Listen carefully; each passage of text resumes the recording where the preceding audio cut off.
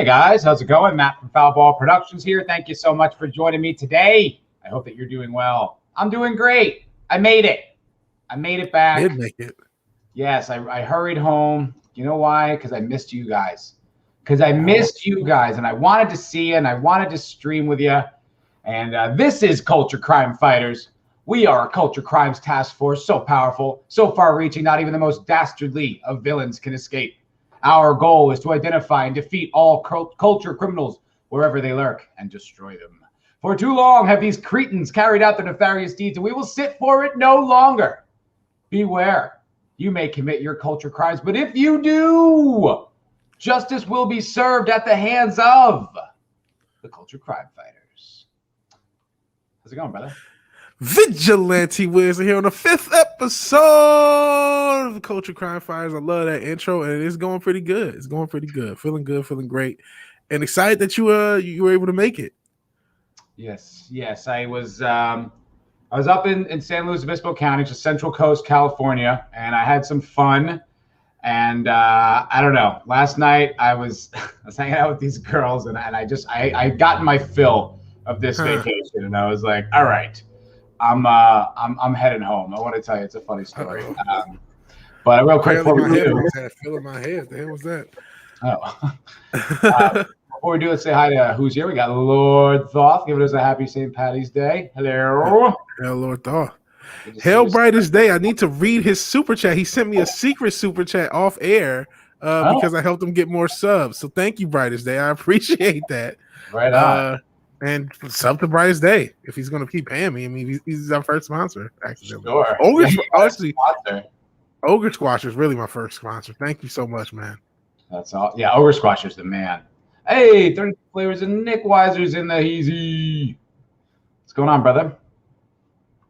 Good to see you, my friend. I'm trying to get the Stream Elements chat bot thing going. You guys know. I don't know what the fleck I'm doing. Sometimes it works. It just it has a mind of its own. It worked the other day. I don't know. Let's see if it does. I barely know what I'm doing here, but we'll give it a shot. Give it a shot today. Brightest day, his exact super chat was, I woke up to more subs, and I know that was your doing. Thanks for the support. Thank you for the support. Thanks for the secret super chat. I appreciate it. That's pretty cool. That's a very cool thing to do. Yeah, I have yet. I couldn't find brightest day. I tried to. Hey, Stream Elements. It showed up. Great. There we go. Wonderful. As this is a bit last second, I'm not entirely. Come on, here we go. I want this. Last second. Yeah, I know this is I'll try to vamp for you. Okay. Look for that. Thanks, brother. But hey, like I said, I appreciate you being here. I guess we do have a lot to talk about. I talked about the gay cap thing a little bit yesterday. I talked a little bit about the Snyder Cut, but there's still more to talk about, and I'm really excited on Snyder Cut Eve. Doesn't it premiere tonight? I think it's tonight. Yeah, because Ryan and Uche's stream starts tonight. I think kind of right as we're done. I think it's like 5 p.m. Pacific, so it's a nice smooth transition, guys. Make sure you go check that out. I'm going to. Yeah, definitely. Yeah, I think a lot of people are. It's a real cool thing. Yeah. Oh, hail Islington girl. How are you? How are you, dear? She says, why are you guys here? Lol. Yes, indeed. We made it. Yeah. Looks like we made it. Yeah. Snortopus Q Burr is here. Hello, sir. Snortopus Q Burr. That's a great name. Oh, Snortopus. Q Burr. It's even better than I thought. Snortopus Q Burr. Oh, I love it. I love it. Brightest day, this is just a little bit of advice for you. I don't know if you'll take it or if it's relevant, but I would consider changing the spelling of your channel there, bud, because what the hell is going on with my keyboard? Because I couldn't find you when I was looking for you, bud. I Googled you, I searched you on YouTube, and I couldn't find your channel. So I don't know. Just a thought. Just a thought. I don't know if I'm able to chat right now, actually physically, but and the Islington girl sends a $2 super sticker of a thumbs-upping dog. Thank you. Not the heart farting dog, which I do like. And last week or on Monday, you sent me the what's it called? The phallic unicorn. which I appreciated. So thank you very much. Thank you kindly. Yeah, so it is Snyder Cut Day Eve. Where do you stand on that whole thing, my friend? So okay. I even talked a little pre-stream about BVS because that's where it really goes back to if we want to take it there. So I am a DC fan. I'll actually get back on camera. I was actually looking for the article that Gary used earlier. And would you like me to No. I'm having trouble finding it, so it's fine. So I'm cool with starting with the Snyder Cut actually. All right. So I am a DC fan. I have the Batman. There's Batman and Superman stuff all around, and Man of Steel was cool. I like it a little bit more than everybody else, but not by much. And then they came out with Batman versus Superman early. And what happened with that movie, even though it was not perfect, it was the first time I could remember the Disney bias and that there was the hit out at least for Zack Snyder. Now again, this movie, like a lot of people like the Ultimate Edition, I never saw that version because it's a very long movie, and it was not perfect. It had its bright spots, but it also has the why did you say that name? The Martha shit. There's a lot wrong with that movie. Yeah, that's pretty stupid, right? Oh, I am. Yeah. Oh, okay. There we go. All right. Cool. But I mean, you have its stupidness, you have its flaws, but it was killed in a way that was unfair. You would have thought that was Captain Marvel. You would have thought that was some unnatural, ungodly movie. Mm-hmm. And then Civil War, even though I like that movie, I think that's one of the more overrated Marvel movies. I know it's kind of a hot take. And then that was Beloved. It was Push, and they came out like a few months between each other, so it was a clear thing. Batman v Superman, is that what you mean? Batman versus Superman came out, and it was kind of hated. And then the actual Justice League production starts after that hate, after that angst. And then, of course, the tragedy with Zack Snyder's daughter happens, and he leaves the production. But then they basically force him out of it. Like, he wants to come back, and they don't let him come back. And then Joss Whedon finishes it, and we get the crappy movie we got. Now, is that the official story? Like, is that confirmed? Because I heard, I think it was Az that said he was forced out before his daughter killed herself. And then they used that as an excuse as to why. I don't know exactly of the sequence of events to the specifics. Okay. Part of me is kind of remember retelling and remembering it from the time, and the timeline I remember, and I could be having it wrong, was that he left and wasn't allowed to come back. But it could have very well been that he was kicked off, and then they took that as an excuse, which would be even more disgusting. Okay. But whatever the case may be, after that tragedy, Joss Whedon took over the movie. That's where we get the damn cyborg crap, where he complains about whatever he complained about. He still don't know to this day. Yeah, he was unpleasant or something on set. He's unpleasant. But to his defense, before that movie came out, there was a lot of hype about Cyborg. Cyborg even had a movie planned, and he was supposed to be the main focus. This was going into the Justice League. Like, if you were following rumors and stuff like that before the movie, this was the detailed thing. Before the tragedy happened, we knew about this. So I always kind of understood, not necessarily the racist thing, but I can understand, okay, he was sold a different role for this movie, and that changed. And so you heard about this apocalyptic, more brutal version. And then, it just became a legend. After the terrible cut came out, it's the Snyder cut. Have you seen it? Have you seen Justice League? Yes, I did see the original version. It was so awful. Yeah, I heard it's so disjointed. Like horrible, disjointed. I heard the CGI is garbage. It's obvious that's two movies. It was obvious. It was obvious that there was another movie forced on top of one, if you saw it. I've never actually seen it. I saw the Superman reboot, the dark gritty Superman reboot, where like he kills Zod or whatever, which was, I don't know, it's fine. I didn't care. I thought it was stupid. Like, there were just things that were like, what? Like, you bill him up to be this really considerate guy. Like, that's the whole thing, is how selfless he is. Like, and that's like, she was like the reporter, Lois Lane's like tracking that across the country, how selfless this guy is. And then at the end, when the city is in rubble, and shambles. He just leans in and kisses Lois Lane. I'm like, that is the most selfish thing I've ever seen.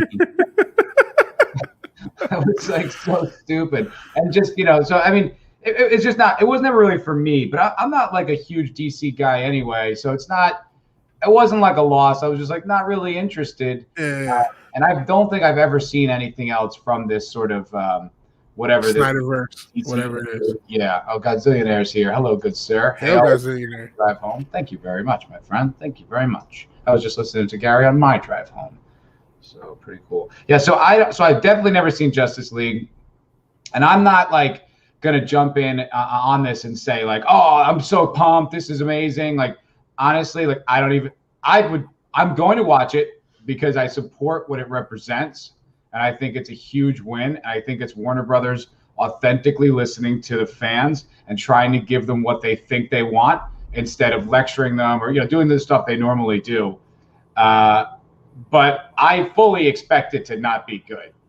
Yeah, I kind of do too. So like I am not a Snyder Cut guy. I was not one of the people pushing. I wanted to see it if it came out, but I was not one of the people pushing it. And I'm not a Zack Snyder guy. In fact, I'm so not a Zack Snyder guy. A lot of people will tell you he ghost directed Wonder Woman, and I say that's impossible because the first Wonder Woman, I mean. Mm-hmm. It's impossible for him to have ghost directed that entire movie because there was more plot development and character development in that movie than any movie Zack Snyder has ever done by a long shot. That's not Zack Snyder's trend. It's not plot, even though that movie fell apart in the third act too, fell completely off the rails. Still, Zack Snyder has never done anything as far as that amount of coherence plot, unless you consider The Watchmen, which he used the storyboard, which was the graphic novel itself. So like, yeah, he's never shown that ability to do that. So that's why I'm like, I don't even think he goes through. I think he ghost directed the fight scenes, but there's no way he did that plot because he's not capable. He's never shown me a plot that he can do with any coherence. So I have no real faith, but I am a little jazzed because of the early reviews from this media that's not too fond of Zack Snyder. That's still, giving a little bit more credit than I expect. So I'm still jazzed, and I'm still very interested in seeing it, but I have very low expectations, unfortunately. Yeah, I do. Yeah, I do too. And I'm like I said, I'm not even a huge DC guy anyway, so it's not. Like, I don't know how good it could really be. I enjoy Batman. I don't love it, but I think there's a lot of interesting stuff there. I think a lot of these guys work a lot better in comic books than they do when translated to movies and stuff like that. I just think like Batman jumping around in a cape looks really cool in The Killing Joke. It gets badass. But the second he has a cape in real life, it's fucking stupid. I'm just like, why would you have a cape? It would just be something to get caught on things. Unless it's got the function, like it comes out. But it's like it is the character. So it's like you just find yourself in this weird pseudo reality that I think it needs to be heightened. I don't think like those characters work in a grounded world. I think it needs that's where it is.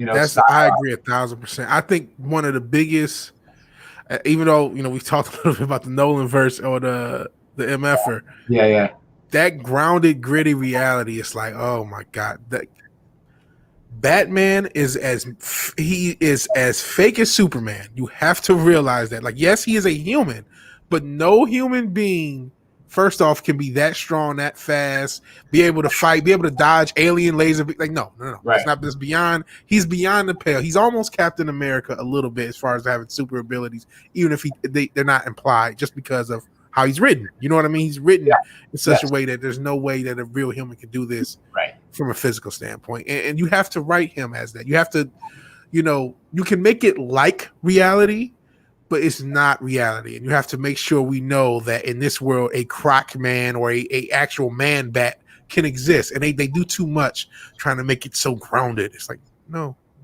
Yeah. It's like they're trying to walk a line between like doing a grounded, like interesting superhero story, but also doing fan service and like not fan service, but just kind of respecting the source material. But it just kind of always, to me, just comes out sort of not, it's kind of neither.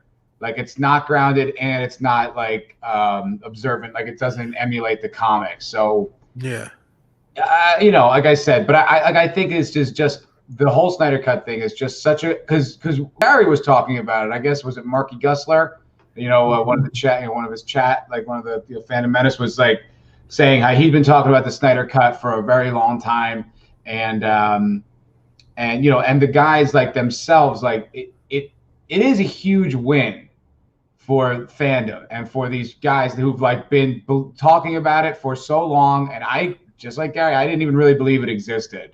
I thought it was more just like a cause, you know what I mean? It was like a flag they were waving just to get attention. But the fact that it actually exists is mind-blowing to me, and is a really interesting innovation in film.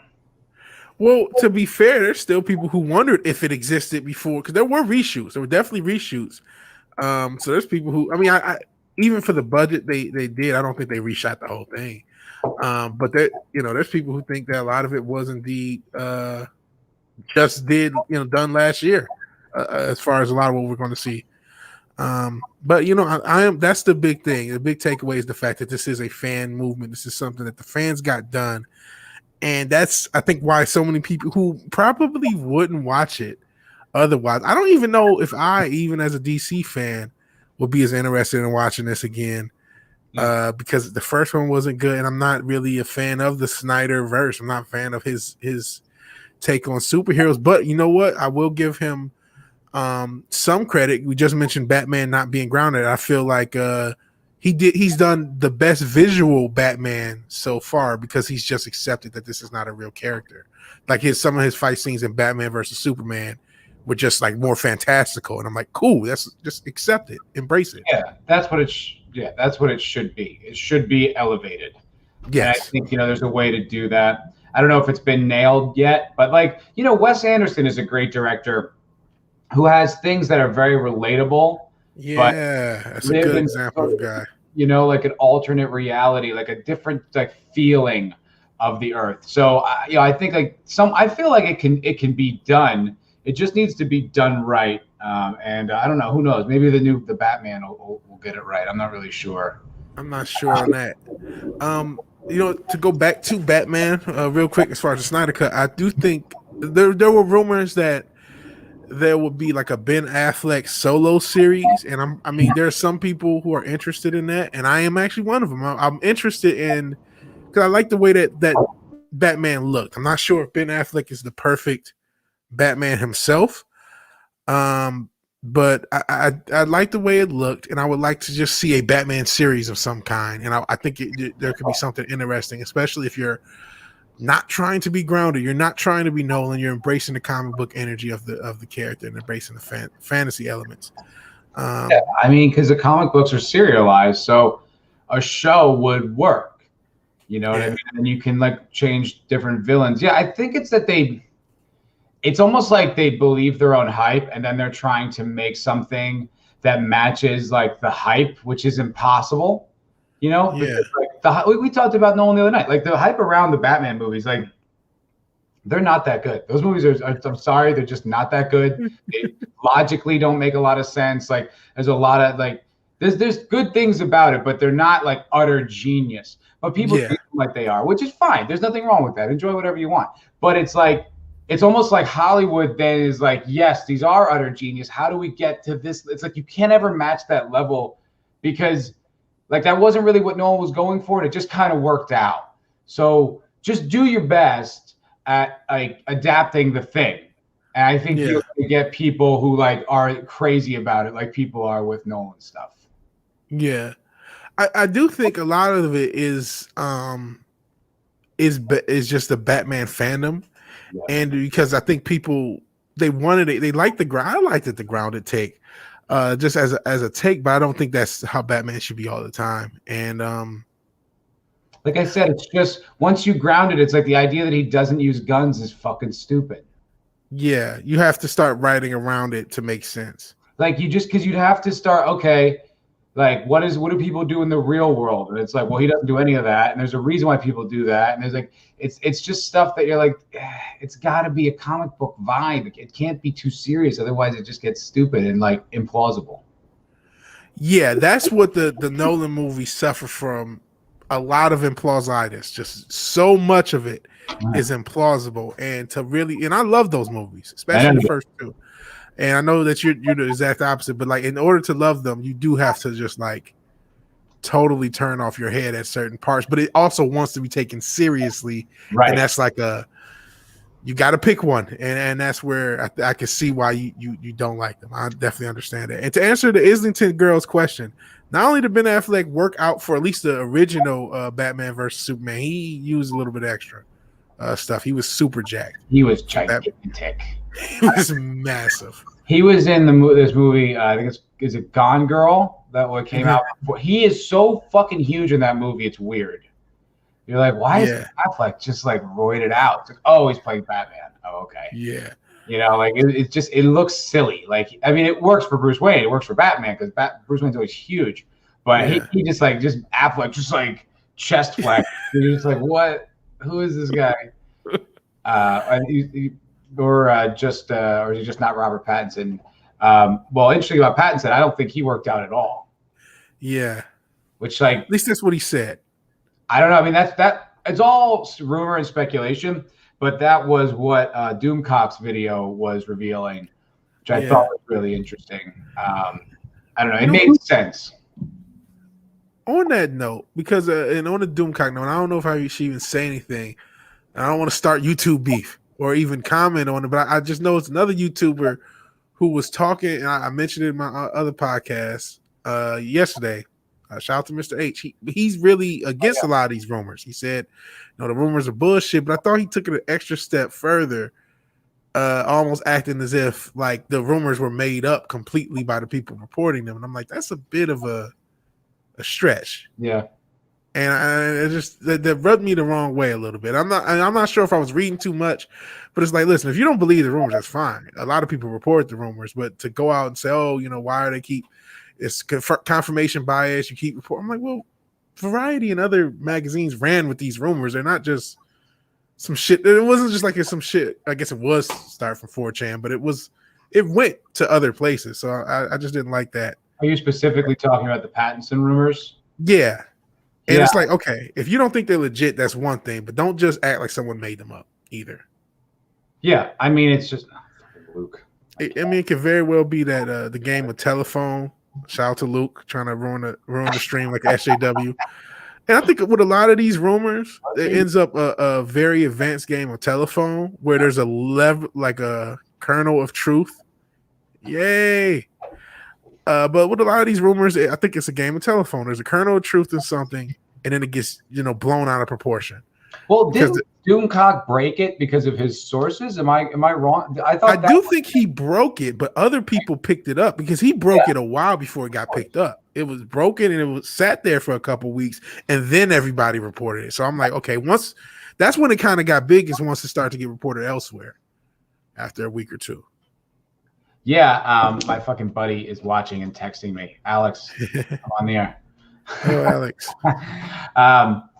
Yeah, no, I think that's kind of what happened, and I don't know, like, what difference does it make? It's not like it's delivered as fact. He's saying this is potentially what happened. This is what my sources are saying, and that's it. I'm not looking at it. I'm not looking at it. Oh, damn it, Alex. And what's Islington girl saying here? I 100% believe he was a dick on set, both literally and figuratively. He was literally a penis. But I found he was on the car. That's probably where I stand. There was definitely, because there was a lot of rumors about frustrations on set, and the last set of rumors with it were that they were bringing in executives from outside, but then the filming wrapped, and at least it supposedly has wrapped already, so they should be done with it. So it looks like that rumor either wasn't true or it happened already, whatever the case may be. That was a while ago. That was like the summer. Yeah. So yeah, we're not going to find out what really happened until time. We'll never find out. We're never going to find out. They don't tell you these types of things. It's all the unspoken rules. Like, what happens in Vegas stays in Vegas, but just for Hollywood. Like, that's why those monsters could operate in this town for so long, because people knew about it, but they were too scared to risk their own career to say anything, so they didn't. Yeah, it's the same shit with this. No one's gonna like risk ruining their career by telling the truth about Pattinson. Like, that's why we have to rely on these rumors and these leaks, because we don't know, and we're never gonna know. So that's that. Yeah. That's what. But I mean, I guess we will know about Zoe Kravitz if she ends up pregnant. But then again, that we still wouldn't know if she doesn't keep it or something like that. So yeah, there's really no way to know. There's no way to really know this type of stuff. Yeah. Um, And I did end up finding the article. At least I think I found the article about Forbes talking about Gina. If you want to talk about it? Oh, I know. Oh, yeah. Okay, let's do this one because I know the one you're talking about, and I do remember Gary read it. So yeah, feel free to share that in the private. Okay. Yeah, I'll toss in the private chat. All right. I just wonder if is there anything else like Snyder Cut related? Oh yeah, let's get back to the Snyder Cut. You know what? What was your view? I think I just ranted about it. What do you? I pretty much said it. It was just that, like I said, I think it's a good thing that it's for fans. You know, I think it shows Warner Brothers is at least interested in trying something different, at least trying to listen. You know, I like I said, I don't really care. I'm not really like that interested. Like it doesn't really matter to me, but I'm gonna watch it. You know, for the principle. I don't have to disable my ad blocker. God dang it. You know, I do have a follow-up question too. Sure, man. So, like, do you think anything going forward will come of this whole thing, or do you think this will be just like they're just going to do this, and that's? I guess really no one knows. It's all going to depend on how successful this is, whatever that's going to be measured in. But like, my only real takeaway is what will be the takeaway? Will there be a sequel? Will there be an Ayer cut for Suicide Squad? Will there be a spinoff for Batman or for any of these other characters, you know, relating to this? Like, what's going to be the future? If this is a huge success for Warner Brothers, then I would absolutely believe that there's going to be future follow-up because LA and Hollywood is extraordinarily trend-based and very few people innovate. So they just go with what works. So if this works, if they have a model for this working and like, you know, them being able to make money on it and it drives up their numbers. Because I mean, that's the thing. Like Gary talks about that a lot with you know, the streaming services, like kind of playing with house money. But eventually, that is going to run out, and they are going to have subscribers and make money. Like they can't just, you know, live off this goodwill for forever. You know, and it's like, dude, I think about it on YouTube, how much good content there is, like how many like great streams there are, and how many good, you know, videos there are, how much stuff I don't even get to check out, and I'm on YouTube all the time. It's like there is so much competition for them now. If they're not like my camera's going a little wonky, if they're not like adhering to what fans actually want, people will walk away, and a lot already have. And I think they're going to have to start competing if they want to keep their audience. So yeah, if this works, I would not be surprised if we saw a lot more of stuff like this. Yeah. And I hope it's good at the end of the day. And I actually have a question for the chat. What standard do you think, like on a rating for 1 to 10, how good does the Snyder Cut need to be for you personally to be a success? Because I know there are people who are Snyder Cut people who probably will be a little bit more lenient. Like to me, it needs to at least be a 7 out of 10 of a movie to be, you know, truly warrant. Really, it needs to be an 8, but I don't expect that. And I think a 7 is probably going to be. It's going to have to be an adjustable 6. But I really liked you type 7. That's what I'm expecting, especially for 4 hours. God, I don't know how I'm going to get that movie done before gotta do the Vigilante Wednesday show tomorrow. Yeah, I have no idea I'm going to get that movie. I'm going to try to get it done before Friday so that we can talk about it on the cocktail lounge. But yeah, and also so it's not just completely spoiled for me while I'm listening to FNT, because I'm sure they're going to talk about that for hours. Yeah, especially with the stream. Speaking of which, don't forget after we're done here, go over to Uche's channel and check out the you know, the Snyder celebration and support suicide prevention. Which is pretty cause. All right, yeah. So I do remember Gary talking about this article, and I think it's what is this little girl saying? She says it's not her jam. So I'm here to support what fans want. It's not for me to rate. I see. No, I mean, I think that's a pretty reasonable point of view. If it's not your thing, if it's, you know, you're just like, all right, I'm down for the cause, but I don't really care. I can understand that. I think that's a pretty respectful and reasonable point of view in this whole thing. Man, my camera is not working. Let's see. Brightest Day says, what do you say? given the varying quality of superhero movies, he had a definitely varying quality. Yeah. And the version of itself, because that first version was terrible, is being compared to 7 out of 10 sounds about right. Yeah, got to be at least a 7 out of 10 to make it a true success. Yeah, 4 hours is a lot. It's a hell of an ask. That was one of my issues with The Watchmen was 3.5 hours, just the regular version. It's like, geez. Yeah, that's a lot. I think if it's, I don't know. It really, I think it would have been better as a mini series, like as I agree. 4 or 5 parts. I think that would have worked. I think The Hateful Eight is a movie that utilized that well, like a Tarantino supercut that got released, I think, in 3 parts on Netflix, which is great. You know, like it's almost like when you enjoy a book a little bit more when the chapters are short because you feel like you're burning through it.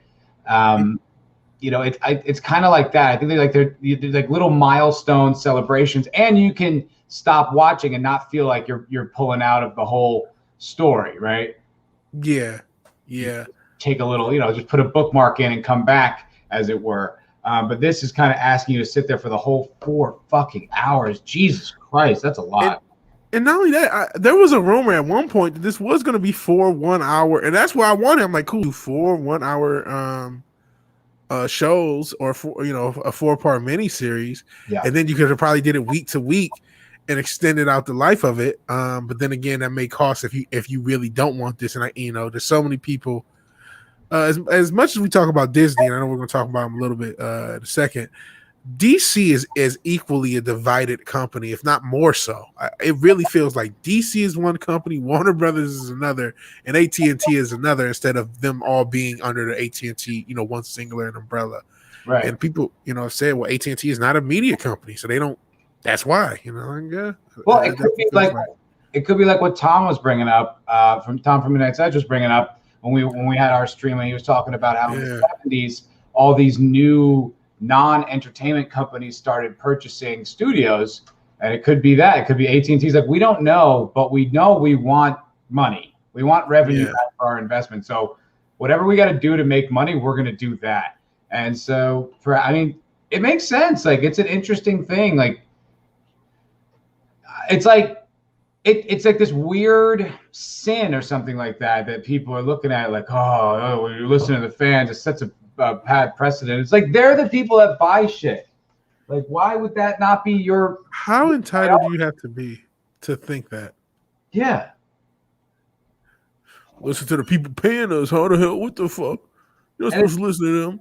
Yeah, it sets a bad precedent. It's like, what are you fucking talking about? It sets a bad precedent of respecting your customers and respecting the fan base of something that's like 100 years old.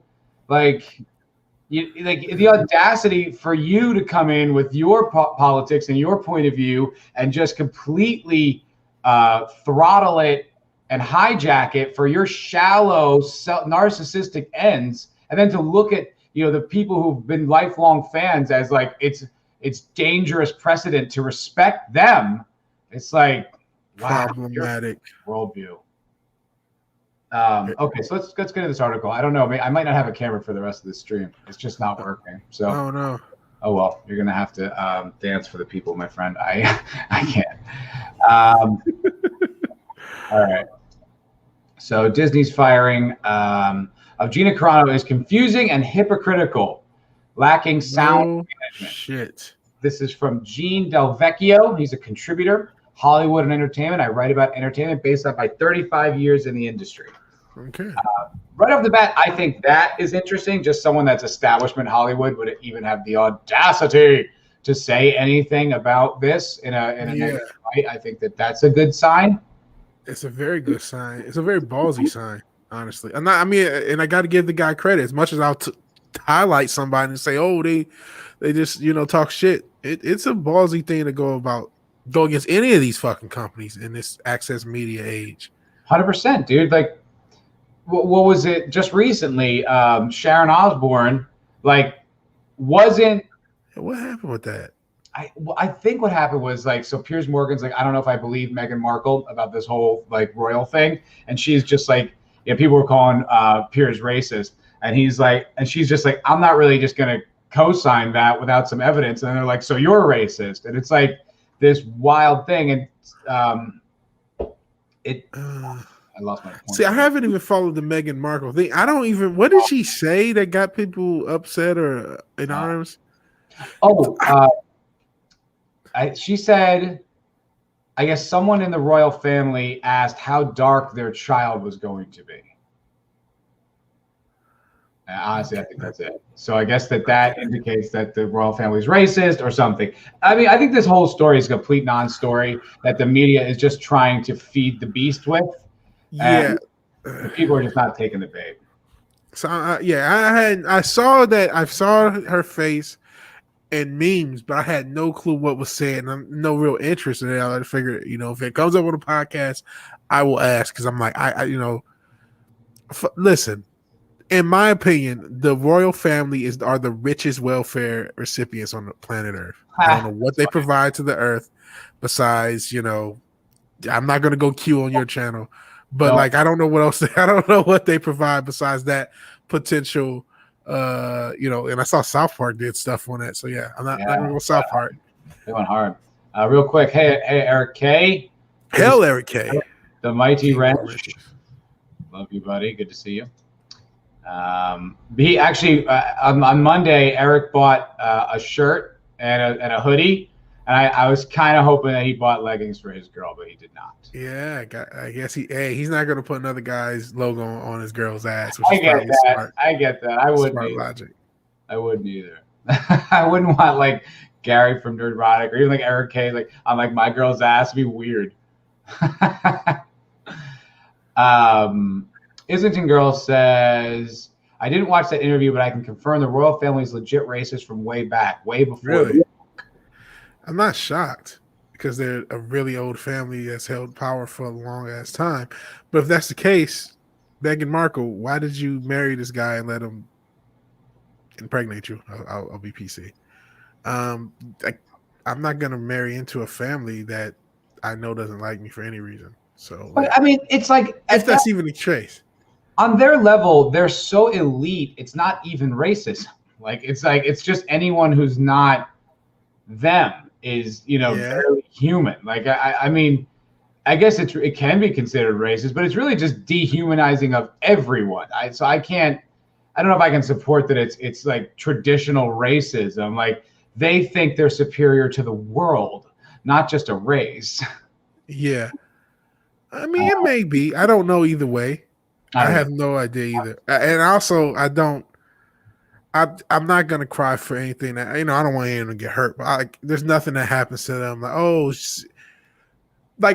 my God, I can't believe, this trillion, Meghan Markle will never be broke, ever. Even if she divorces, she will never, ever be broke, ever, ever, ever, ever.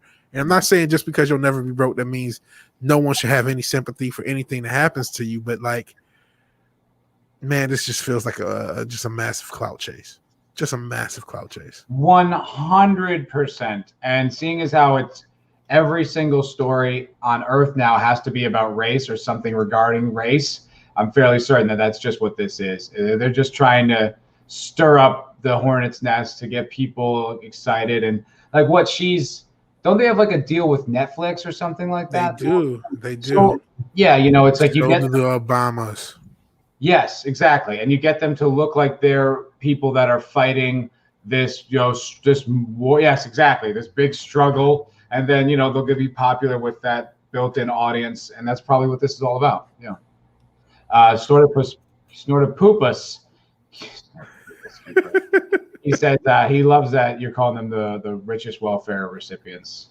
Yeah, the world's richest welfare family for years. Yeah, that's what they are. They are the world's richest welfare family. And I'm not co-signing racism at all. That's bullshit. But this just is one massive clout chase, and it's like Meghan Markle is a part of the welfare too. She's a part. She knew who the fuck he was. You know what I mean? It wasn't like, who? Oh, I'm just Harry. Oh, okay. Oh, you happen to be the Prince of England. Oh, wow. Right. Yeah, she tried to pretend like she didn't know who that was. It's like, you liar. You fucking liar. Like, you're in the fame game. You're an actor. Yeah, you're an actress. You're going to tell me you just didn't know who the Prince of England was? Shut the fuck up. So bullshit. So, I mean, That's why this whole thing just seems. This is why, by the way, people think conspiracy theories, because you say, "Well, this whole thing seems fake." Yep. And yeah, you might go to a place that doesn't belong and make your own shit up, but it's like this is a clout chase. So I know that's a tangent, but anyway, it's like an entire just like PR exercise to get sympathy or whatever on their side with them. But it's like you said, it just comes across so phony. So you start to make up your own conclusions because who knows what to believe or trust with these crazy people. Yeah. Yeah. All right, so let's go back to reading the article. Yeah. And Islington Girl does point out accurately that he is not the prince of anything now. Good point. Oh yeah, which also doesn't make sense. Right. He had to leave or something so he could leave the country. I don't know. Anyway, here's the article. All right. He said, I've been sitting on this article for a while, allowing my opinion to form. That's something that many companies don't do enough of these days. Instead, they often rush to conclusions too fast, yielding to the views of a few vocal members of a community rather than allowing time and consideration to inform decisions. The latest example of Disney's, right next they have the Disney stock, which is so weird. It's Forbes. Weird. Forbes. Oh yeah, I guess that makes sense. Yeah. Firing of Gina Carano from The Mandalorian in February. She's a conservative who is not shy about expressing her views. The latest being a comment that compared conservatives being silenced and canceled today to Jews being targeted during the Holocaust. No, she didn't. I am so sick of this misrepresentation. They're going to tell that lie a million times. She didn't say it. And B, it was about any political point of view, not conservatives were not mentioned. God damn it. Even in an article defending her, they can't get it right. They will. That is the uniform way that article will be represented. The truth be damned. I am so fucking over that. Every time I read it, it gets me mad. Because think about all the non-conservative, partisan, right left issue, or maybe the mask thing you are considering a right left issue. I don't know, or maybe just these restrictions in general, and not to get your channel any more issues, but just there are people who are critical of those things, and they have the right to be critical of those things who are not necessarily conservative, and they can be ostracized because that's really people really remember. I think that started with that stuff. That's the principle of it. But regardless, she didn't fucking say that. Stop repeating that lie. It's just the most frustrating thing, no matter where it's coming from, even from someone defending her. Anyway, an exaggerated comparison, yes. Well, if she made that comparison, it would be, but that's not what she said. But enough to fire her, doubtful. She's more guilty of a bad comparison. Oh, she isn't. That's not what she said, as you said. Do your research, you fucking clown. Gina should have likened today's conservative cancel culture to the 1950s congressional hearings held to expose entertainment people who were members and sympathizers of the Communist Party.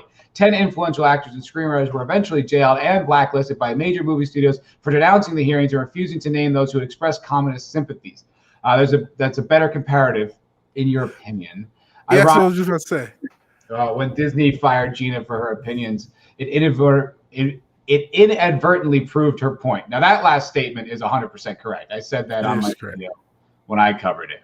That's 100% right. It did inadvertently prove her point.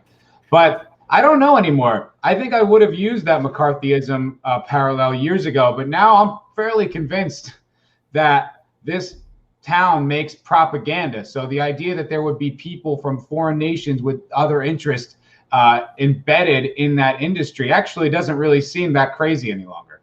Yeah, I feel like McCarthy has been proven right by the modern era, because it definitely seems like a lot of the stuff, even stuff that predates our birth, has as far as like the education system, has a very communist slant to it, and it seems to set the table for what we have now. And in addition, who the fuck is this guy? I know he's defending them, and that's why we're bringing up the article. Right. But you can't tell somebody, oh well, this compare, and I do agree intellectually. I think it's a more, there's a little bit more apples to apples in a comparison, but just not for you. I can compare anything to anything. You know what I mean? It's like saying if I said, oh, this fire engine red. Well, it's really a different red. Who cares? I picked it. I picked the color. I picked the comparison. You can't tell me, well, actually, you should use this comparison instead. No, it's my language. Yeah, like I know what he's going for there, but it's like, but you started on such a false premise. Like you started on that she was even making that argument, which she wasn't. Yeah. Like you can imply it all you like, but word for word, she didn't say that. So it's like, and that's the thing too. Like he acted like she's this conservative pundit, like she's just always speaking her mind about her conservative politics. Absolutely not. All she does is just doesn't bend the knee, doesn't co-opt, doesn't like go with the narrative. That's all she does. She is not a vocal conservative at all. No, she's never said who to vote for. She's never said who not to vote for. She's never really played the political game, quite frankly. She's spoken up on issues, and because the media interpretation is if you feel this way about this issue, you're conservative, therefore she's a conservative. That's how they come to that conclusion. And in my opinion, she probably is. Yeah, she probably is. But that's not the point. Like the point is, like you can be conservative. It's okay. Like there's nothing. Like there's no laws against that. It is what it is. Like people can think whatever they want. But like she doesn't say it. So to put it on her, like this is her, like this is exactly who she is just so disgusting, so just disingenuous to me, and I really find it frustrating. And since I'm so frustrated, for St. Patrick's Day, I'm gonna have a little shot of Jameson. Hey, I actually do not have anything. I usually drink Irish whiskey. I don't have anything right now. For my Irish brethren, one down the hatch, yo. I will enjoy something else green, but not quite that. Hey, so there. That is not. I get the green Detroit hat for. Oh yeah. I should have rocked some colors. I didn't. Yeah, it's all right. All right. Continuing on this article, we can disagree as to whether Disney was justified or not in firing Gina, but one thing is clear: Disney's management of its social responsibility persona is woefully flawed. I mean, okay, yeah, dude, yeah, like this guy's dropping this like. You know, I'm gonna be the first to say it. No one else is going to. I will. It's like, bro, we have been on this for years. Yes, but he's the first to say it in that room. So that's the thing. In his room, in that echo chamber, no one's heard this. So this is like, hey, did you guys know that Disney's wrong? What? Inconsistent and biased. Can you believe that? Hey, Latino Slant. Hell, Latino Slant. Happy St. Patty's Day, you filthy animals at Foul Productions, Foulball Productions, and Vig. Hello, sir. Hello. Brightest Day. Those phrases, Founders Breakfast Stout. Yes, sir. Yes, sir. Breakfast. You gotta love the Irish. They have a beer for breakfast. Start the day off right. Breakfast of Champions. Yes. Yeah, so it is funny though that you're like, yeah, like this is the first time anyone in his circle that could even consider that. But it is kind of funny to me how he's saying it. Like, listen, guys, I know this is going to be uncomfortable to hear, but Disney's a little inconsistent. Like, whoa, take it easy, slow down. If he has readers that like follow him, I'm sure there are people in that reader base who's like, whoa, like legitimately, minds got blown by this concept. I wonder. I don't know if anyone would. I don't know if like publications have readers anymore. You know, I think it's just like whoever gets to a story first. So this is going to get around in the wrong hands. Like there's going to be SJWs on Twitter who are going to read this and freak out and try to cancel him or whatever. There'll be backlash to this because it's like it's not the right take. Yeah. But yeah, it's okay. To begin, the company's approach is confusing. Many assert that Pedro Pascal, star of The Mandalorian, offered similar analogies that Carano did, though with a liberal bent. See, this is what's frustrating too. It's like you told us what she did with no opinion, no like people are saying. You said flat out, this is what she did. And now when it comes to the Pedro Pascal side, you're saying some people are saying like there's speculation. No, fucking say it. Say what he did. If you're going to say what she did, then you say what he did. Right? Yeah. Anyway, many assert that Pedro Pascal, star of The Mandalorian, offered similar analogies that Carano did, though with a liberal bent, when he shared a now deleted Instagram post comparing Donald Trump voters to Nazis. Pascal kept his job. Carano did not. Disney's inconsistent approach led outsiders to suspect that Disney leans left. Firstly, those are not even equivalent comparisons, even with the intellectual dishonest backdrop, because one attacks fans directly. One legitimately attacks at least half of, whatever percentage you think, Whatever. 40 to 50% of your fan base directly, and calls them Yahtzees. Yeah, the other says is regardless, even in an intellectually dishonest state, is still a comment on the current culture and on the political climate. It's a commentary. The other is an attack. So they're still not even equivalent from that standpoint. So I just wanted to point that out. No, that's a great point, dude. You're right. That's not even. I guess like the equivalency is that they both use like Nazi era Germany as a comparison, analogy for modern day politics. So when he did it, it's it got a pass, and when she did it, it was like reductive.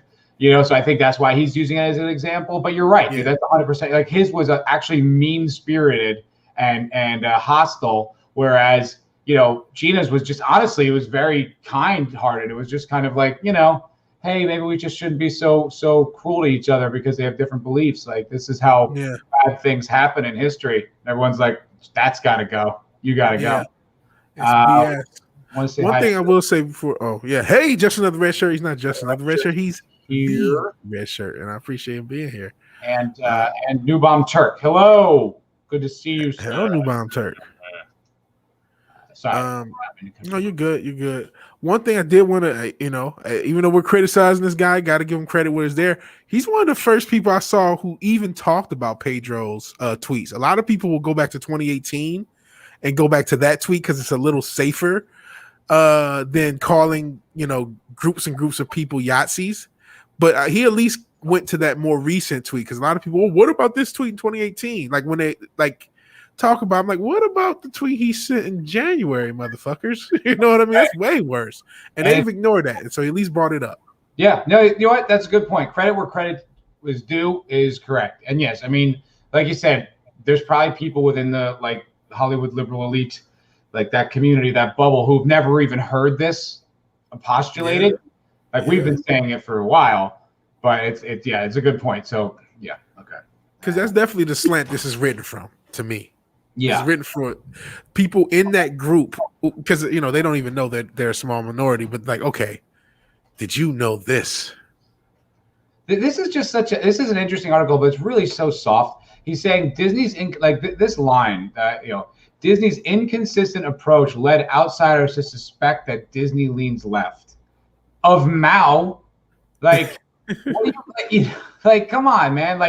We suspect, we have a hunch. No, what? And it's also how out of touch are you to just pick up on this now with this story? And there's been a thing with this company for the better part of the past 5 years at least, probably the better part of a decade, and it's so obvious and evident and one-sided and divisive and hostile, and it's some people suspect. Oh, do they suspect? Jesus, man. Oh, really? Yeah. Don't put too fine a point on it. Definitely a disingenuous slant, but again, that's coming from the perspective of people who've only thought of us as toxic man babies. They haven't actually watched any of Gary's stuff. They haven't actually watched any of the people they'll slander in a heartbeat, and they don't even know what's going on. And so they're you don't. I mean, you just have the audacity to question the narrative, and that's really all they care about. That's a sin worth being flayed alive. Okay. Leans left. Something that CEO Bob Chapek denied at the recent shareholders meeting by stating, "I don't really see Disney as characterizing itself as left-leaning or right-leaning." Ha ha ha. Yet instead standing for values that are universal, but management cannot afford to treat employees differently for similar actions. It makes Chapek's comments appear disingenuous. The company needs a universally consistent approach for its universal values. You know what? Can I just point out something real quick? Do you see that? Do you see that Discovery logo? Yeah. Dude, all my logos are pride flag. That is my the photos on the Mac is the Google Chrome, the Creative Cloud. Everything is the pride flag. Every logo I have. Really? I haven't.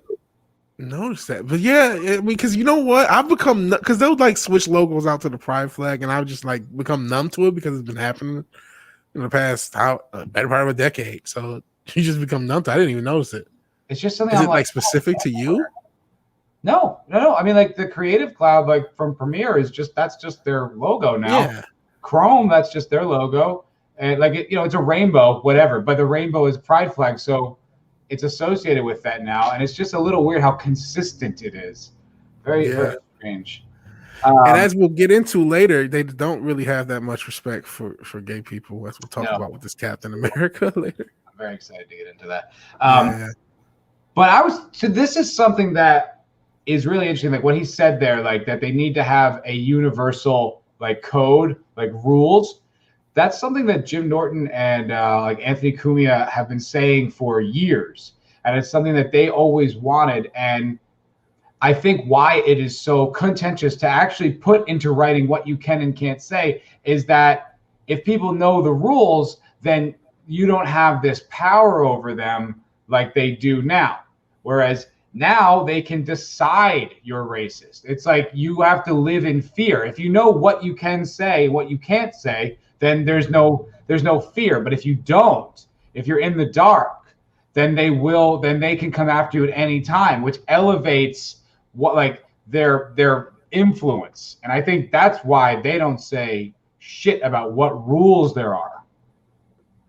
And it's actually surprising from this standpoint because there are so many people who are like closeted, not even conservative, just closeted non-woke or like, I wish I could say something, but and it's like, well, if it's that many of you, why wouldn't you, when you have the opportunity to kind of, leave that situation or at least push for something that would equate and kind of make that situation more comfortable, why wouldn't you go for it? Right. Why aren't there more people pushing for more universal standards? And I've said this about the whole Disney thing.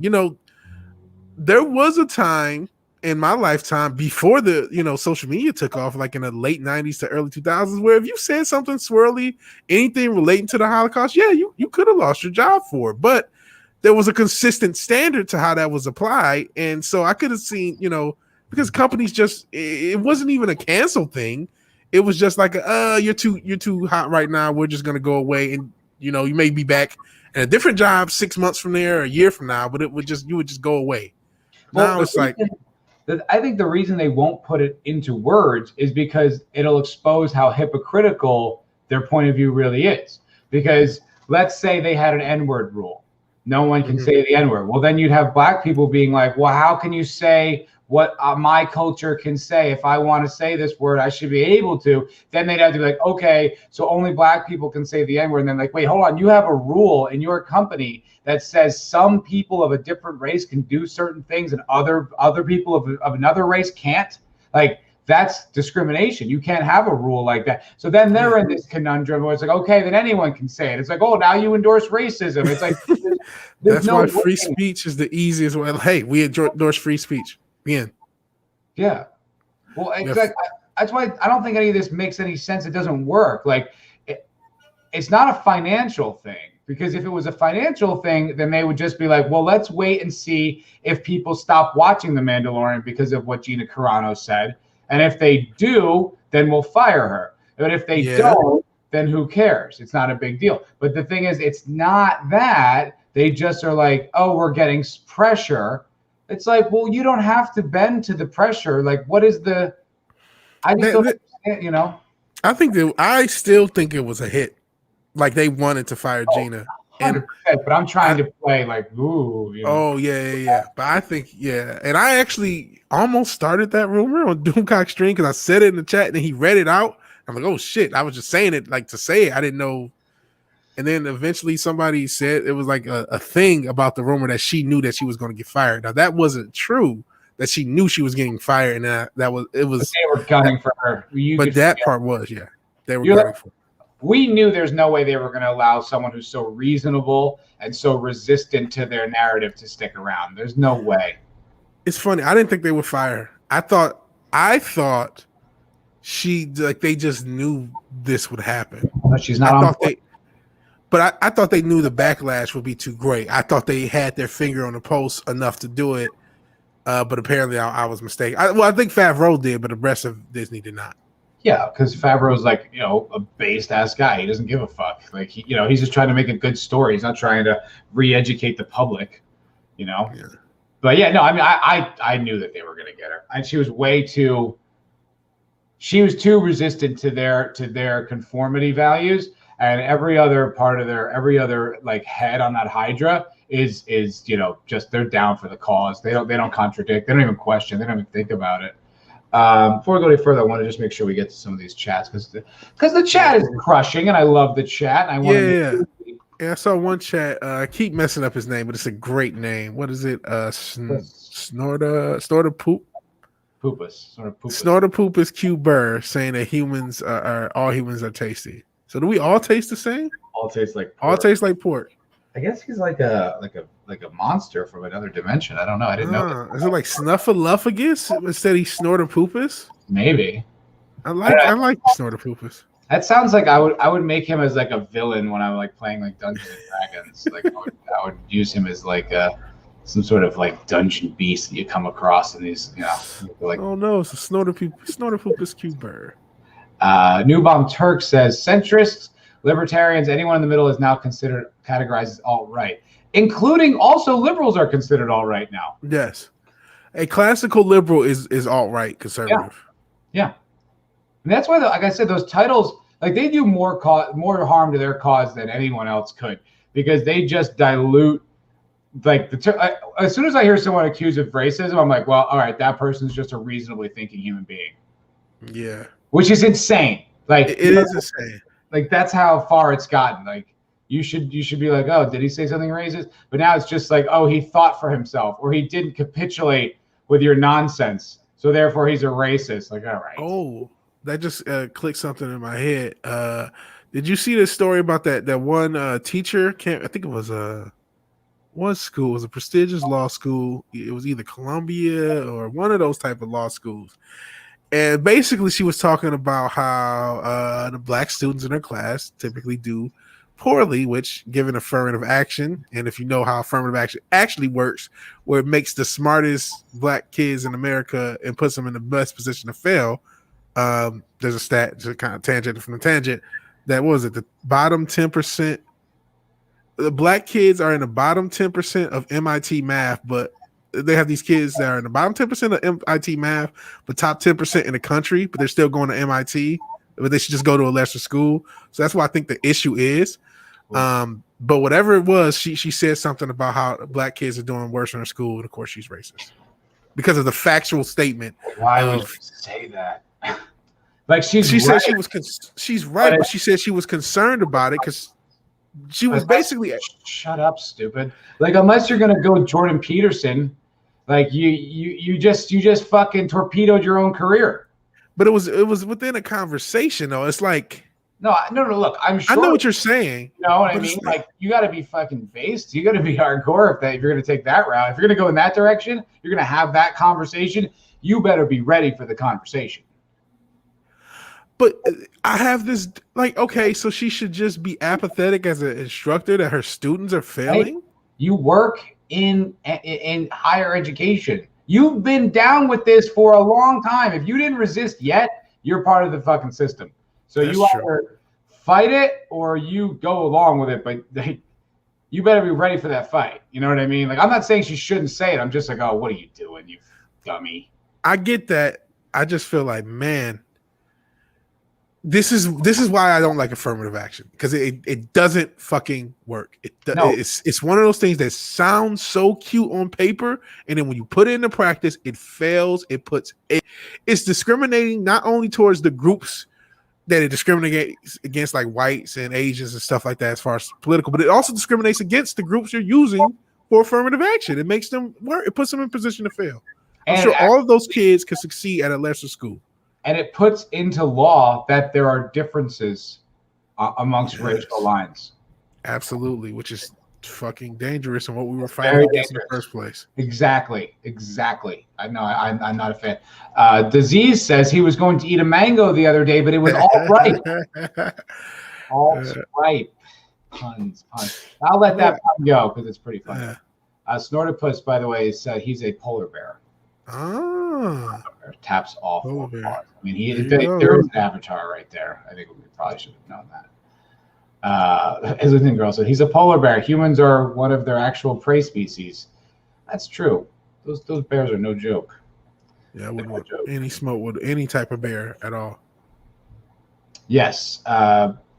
Brightest Day says affirmative action is antithetical to meritocracy. We're getting way off point, but Agreed. I do want to say this. Those are the kinds of things that I think are well-intentioned from for the most part. But the problem, this is my issue with the modern left, is they don't care about results. So it's like, okay, we tried this. It didn't work. Let's stop doing it. It's like, they're like, no, we have to double down. It's like, that's where you lose each other. Because I'm like, I like your ideas. Okay, but they don't work. So let's not do that.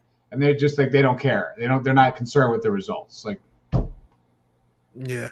And are we really that off topic? Because we got next topic is Gay Captain America. That's an affirmative action thing. No, I guess we're not. So it kind of it all links together. And yeah, Newbound Turk, Cocaine Bear. Shout out to Cocaine Bear. You ever heard the story of Cocaine Bear? No. You never heard the Cocaine Bear story. So the legend of Cocaine Bear goes, you know how sometimes like drug drops don't necessarily go well.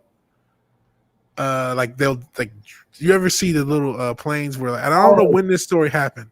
Okay, I know what you mean. Like when they would drop them in the Gulf of Mexico sometimes. Yeah. Okay.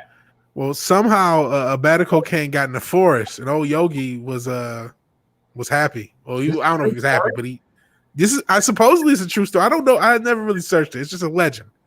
It's a legend of the Cocaine Bear, and it may indeed be a true story. It's a while ago. Let us know in the chat if this story is true or if it was just one of those rumors. But this bear got high on cocaine. It was, one of the most dangerous things on the planet for as long as he was around. I forgot what happened to him. Wait, it was this Cocaine Bear. Yeah. There's a lot. It's in the news right now. It says there's a Knox News. It says the day it rained cocaine, Knoxville plays role in true story behind Cocaine Bear movie. They're doing a movie. Screen Rank, Cocaine Bear, true story. The facts behind Pablo Escobar movie. Oh, what? All right, we're gonna just put the Gina Carano article on hold for a second. Yeah, gotta talk about Cocaine Bear now. Cocaine Bear. Oh man, I thought you might have heard it. Screen Rant. Fucking, I have beef with Screen Rant right now. Like they're woke and boring anyway. But they put they ranked all the Fallout video games from worst to best, and they put 1 and 2 as the worst in the Fallout series. And I wanted to drive to their offices and beat them with a pipe, because that is the most. I can't believe that take. It's the shittiest take I've ever heard. I think I'm gonna make a video about it. Anyway, do it. Cocaine Bear, true story. The facts behind the Pablo Escobar movie. The Cocaine Bear was based on the true story of a drug smuggling gone wrong and a black bear, who stumbled upon millions. Why has it got to be a black bear? Why has it got to be a black bear? Hollywood can't help with their racial stereotypes. Can't. You just can't. Cocaine Bear. I think if any bear is going to do cocaine, you'd want it to be a black bear, because those are the most benign. They're like big deer. But if it was like a grizzly bear, I think everyone should head for the hills. Cocaine Bear, it's Elizabeth Banks. She sucks. She's so woke. She's the one behind what was that? The Charlie's Angels reboot. Oh, it sure was her. Yeah. How is she getting it? Like, how did she earn the right to do Cocaine Bear after Charlie's Angels? Yeah, the privilege to do. This is a step up from Charlie's Angels. This actually sounds interesting, but like I've lost interest in her completely. I actually auditioned for something she did years ago. Funny enough, didn't get it, fucking bitch. Probably was a blessing, because you probably would have been the toxic white male. Probably. Yeah, this was a few years before that was like everywhere, but yeah, 100%. Okay, details are still scarce on exactly what the plot of this movie will be, except that it is based on the true story that happened in Kentucky and Georgia in 1985. What is going on? The movie will presumably follow the real events behind the Cocaine Bear and how it came to be. Oh, God. Dropping my phone. Speaking of Cocaine the project is still in the preliminary stages of production. So little has been announced about the Cocaine Bear story or cast, aside from its description, a character-driven thriller. What? However, with the title and pitch of Cocaine Bear, Banks is unlikely to need much more to pique viewers' interest. As far as true stories go, few are as wild and unexpected as the saga of the Cocaine Bear, sometimes called Pablo Escobar. So, like, how serious is this going to be? I didn't want this to be I heard in the movie, I saw like a poster from it or something, but I thought it was going to be like a joke where this like anthropomorphic bear was high on cocaine terrorizing. I don't want a serious drug trafficking story about the 80s from Elizabeth Banks. Are you serious?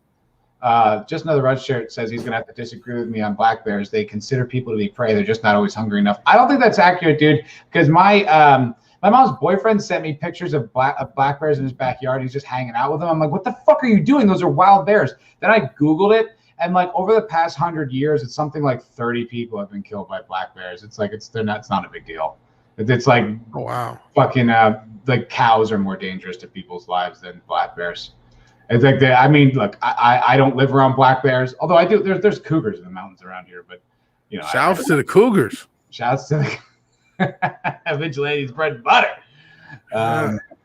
Islington Girls says, I wanted a buddy comedy with a guy in a bear suit. Exactly. A coked up bear. I just knew they were going to take this bear as like a serious thing. He was going to be high on cocaine, cracking jokes. Like Ted. That's what I thought this might be. Ted, but with the real bear on cocaine. Yeah, I think that would be awesome. Brightest Day says, don't care any animal that outweighs me not to mess with. Yeah, no, and even those that don't outweigh you. Like, I'm not going to mess with a bobcat. They're only like 50 pounds, but they'll tear them to shreds. No, I'm good. I'm not going to fight a bear. I'm just saying I don't think that they're that dangerous as far as animals go. Anywho, the plot may be based around the ill-fated drug smuggler who set the events in motion. However, a more absurdist take could focus on the bear itself and run in with massive amounts of cocaine. Yeah. Another possible angle could explore the cocaine-related mystery left behind. Eager would-be fans will have to wait for future announcements to bear out those theories. God, I hate puns. Banks will direct Cocaine Bear and could possibly appear in it, though the true story centers around a man and a bear wrapped up in cocaine smuggling. It all started with a smuggling trip gone wrong and a bear who was in the wrong place at the wrong time. This is amazing. I can't believe this is real. This is so fun. This is a great story. There's no politics attached to this, no division, no identity politics, just a funny story about a bear and some cocaine. A wholesome story for all the kids. Awesome. That's wholesome. Okay. Andrew Carter Thornton did not always have a career as a drug smuggler. In fact, he was a narcotics officer on the Lexington, Kentucky police force. Wow, that's interesting. He resigned from the force to practice law in 1977, but sometime in the interceding years, he wound up working on the other side of the narcotics trade. By 1980, a federal indictment alleged he was a member of a smuggling ring involving other police officers. Oh, here's the social angle. Bad cops. Bad cops. I see. Thanks, is there. Yeah, that didn't make any sense. He was arrested and charged multiple times for smuggling drugs and weapons and attempted to steal weapons from a naval base. Holy shit. Whoa. This guy's a lawyer. He was a cop, then he became a lawyer. Then he became a fucking super villain. Yeah, then he started playing GTA. Yeah, in the 80s. Because he was playing GTA Vice City for real. Because he was trying to steal naval weapons and run cocaine like a warlord. Holy smokes. This is amazing. I love this story. Okay. As is always the case for the inspiration of a crime thriller, something went wrong. Thornton planned a daring drug smuggling operation in which he would fly over the Chattahoochee National Forest in Georgia, throw duffel bags of cocaine into the forest below, and then parachute down himself. But his parachute did not open. Oh. His body was found in a driveway in Tennessee, still carrying 77 pounds of cocaine. Fuck. This story's crazy. Holy shit. So he fucking jumped out of the plane. His parachute didn't open. Then he pancaked, and he had hundreds of pounds of cocaine. Wow, that is wild. Okay, authorities then started to find cocaine dropped in the forest, but the last duffel bag eluded them for 2 months. As it turned out, a black bear found it first. Yes, of course it did. They're using a grizzly bear for the photo. But the fate of Pablo Escobar. This is great, eh? This is great. When the authorities finally tracked down the last bag of cocaine, they found it completely empty. Holy shit! Each bag had 75 pounds in it. So he was super coked up. Bro, missing the 75 pounds of cocaine worth approximately $15 million that was supposed to be inside of it. Dude, each one of those bags was worth $15 million. That's 70. Bro, someone died. Is that 15 million 80s money? Because if you adjust it, that's even more. Yeah, that's a good point. Jesus. At the same spot, they found a dead bear who had overdosed on cocaine. Damn it. What? This story quickly earned the bear the nicknames Cocaine Bear Pablo Escobar after the Colombian drug lord Pablo Escobar. Further investigation, though, revealed another mystery. Okay. The black bear died of a long list of causes: cerebral hemorrhage, respiratory failure, heart failure, stroke, hypothermia, and renal failure, among other things. Its stomach was completely full of cocaine. Wow. No living being was made to consume that much cocaine. No shit. I like that he leaves room for the possibility of a correct amount of cocaine, though. He's like, yeah. Obviously, you got to do lines, Bear, you amateur. Barely. It could not possibly consume all 75 pounds, even when a small portion of a pound could cause a catastrophic organ failure. Millions of dollars of cocaine had gone missing. The bear itself was stuffed, as apparently the cocaine overdose left its remains in good condition. The bear changed. It was actually stuffed, like they taxidermied. Oh yeah. The bear changed hands several times until it was purchased for a tourist attraction in Lexington, Kentucky, where the story began with Andrew Thornton. The Pablo Escobar is still displayed alongside warning signs about doing drugs. Wow.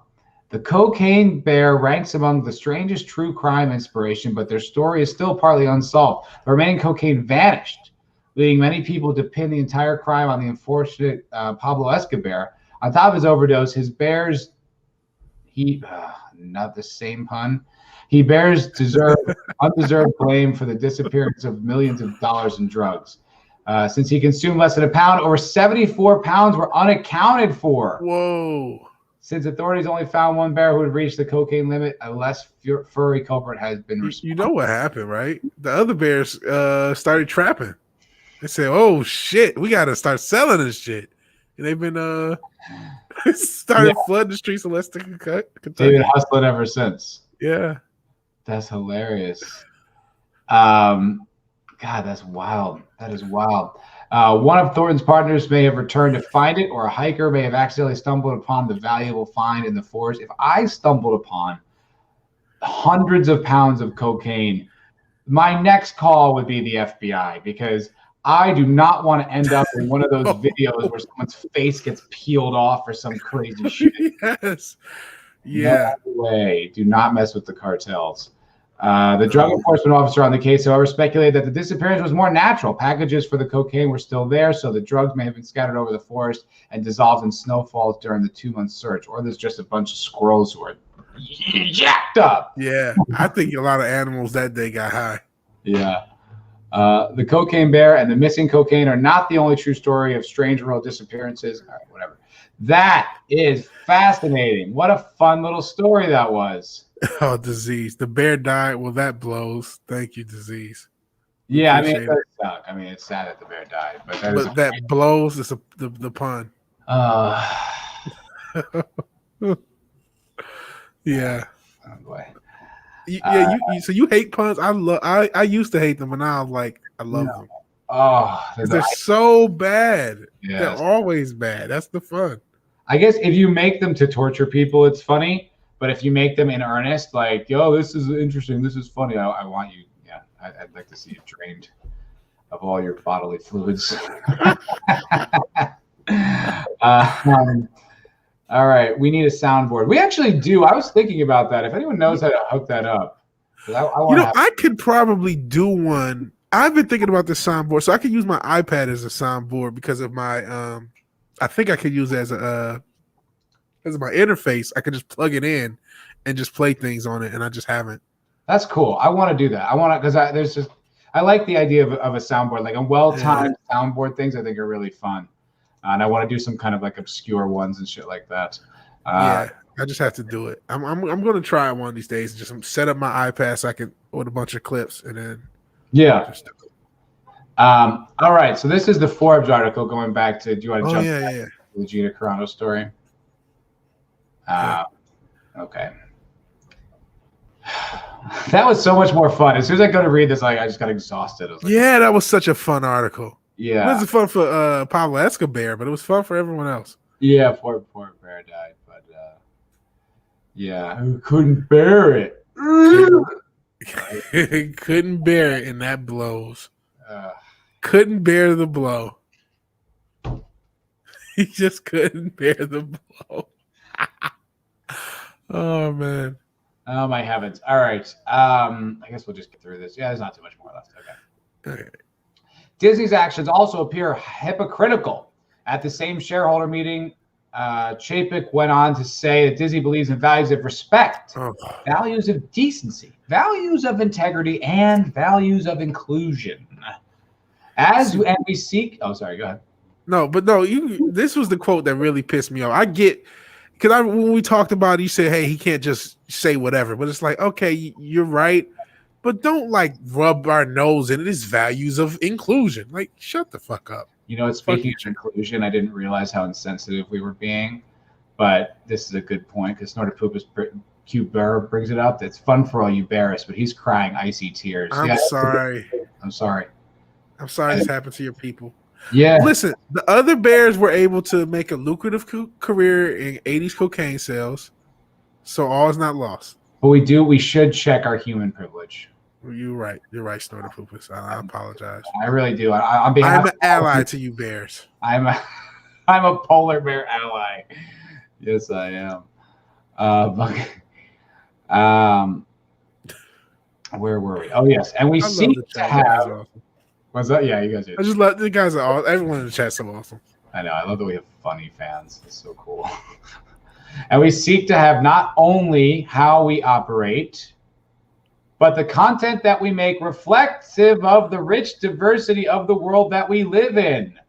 I mean, unless, of course, you think differently than us, then that's obviously not that, but anything else. And I think that it's a world we should all live in harmony and peace. That's a noble goal. Well said. Well said. I mean, it's a little on the nose. But while Disney shaves and declares these aspirations for U.S. consumption, it turns a blind eye to China when the company shot Wuhan in the same Chinese province where the government forced millions of Uyghur Muslims into internment camps. Disney went on to thank several government bodies in the film's credits. Scum. This signal that human rights and social responsibility are fine as long as they do not cost Disney any money in important markets. Disney never had an adequate response. Boom. That is a great fucking point. It is a great point. And again, give this guy credit. I don't know if you guys can name another mainstream publication that just said that. There wasn't enough. There wasn't. I feel like one of them did, but most of them just hid away from that damn thing. I have not seen that in print anywhere. That is badass to me. That is super badass that is there, and he's calling it out.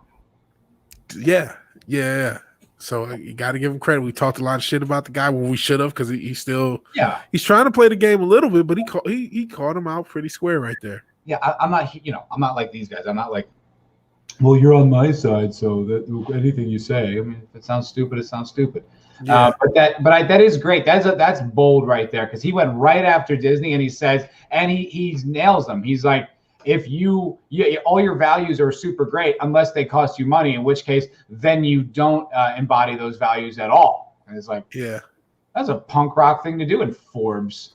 Speaking of another brand that needs to do, I have my Pistons hat. I'll actually show this guy, this logo motherfucker, NBA. Please do the same fucking thing. Because you guys have group economics on the back of people's jerseys and all this other crazy shit. And you guys make a lot of money from China and say nothing.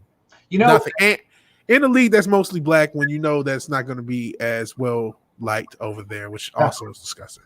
That's a good point.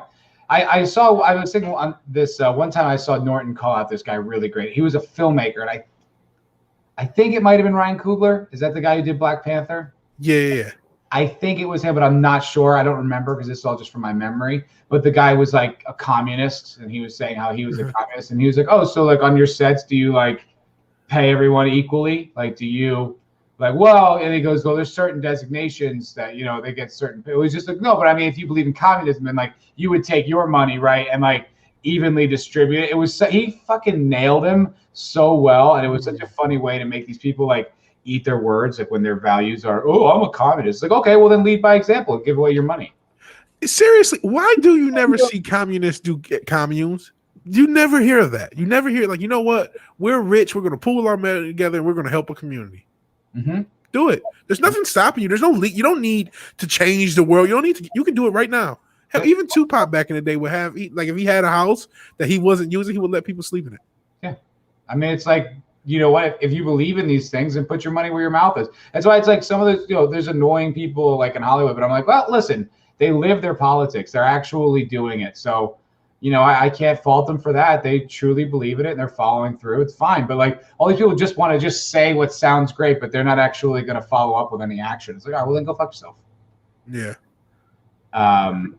Eric K is on one right now. He says Disney has every right to use camps to make sets for Mulan. Nike and Apple use them too, as well as child labor. No one wants to hold anyone accountable. People are afraid. Yeah.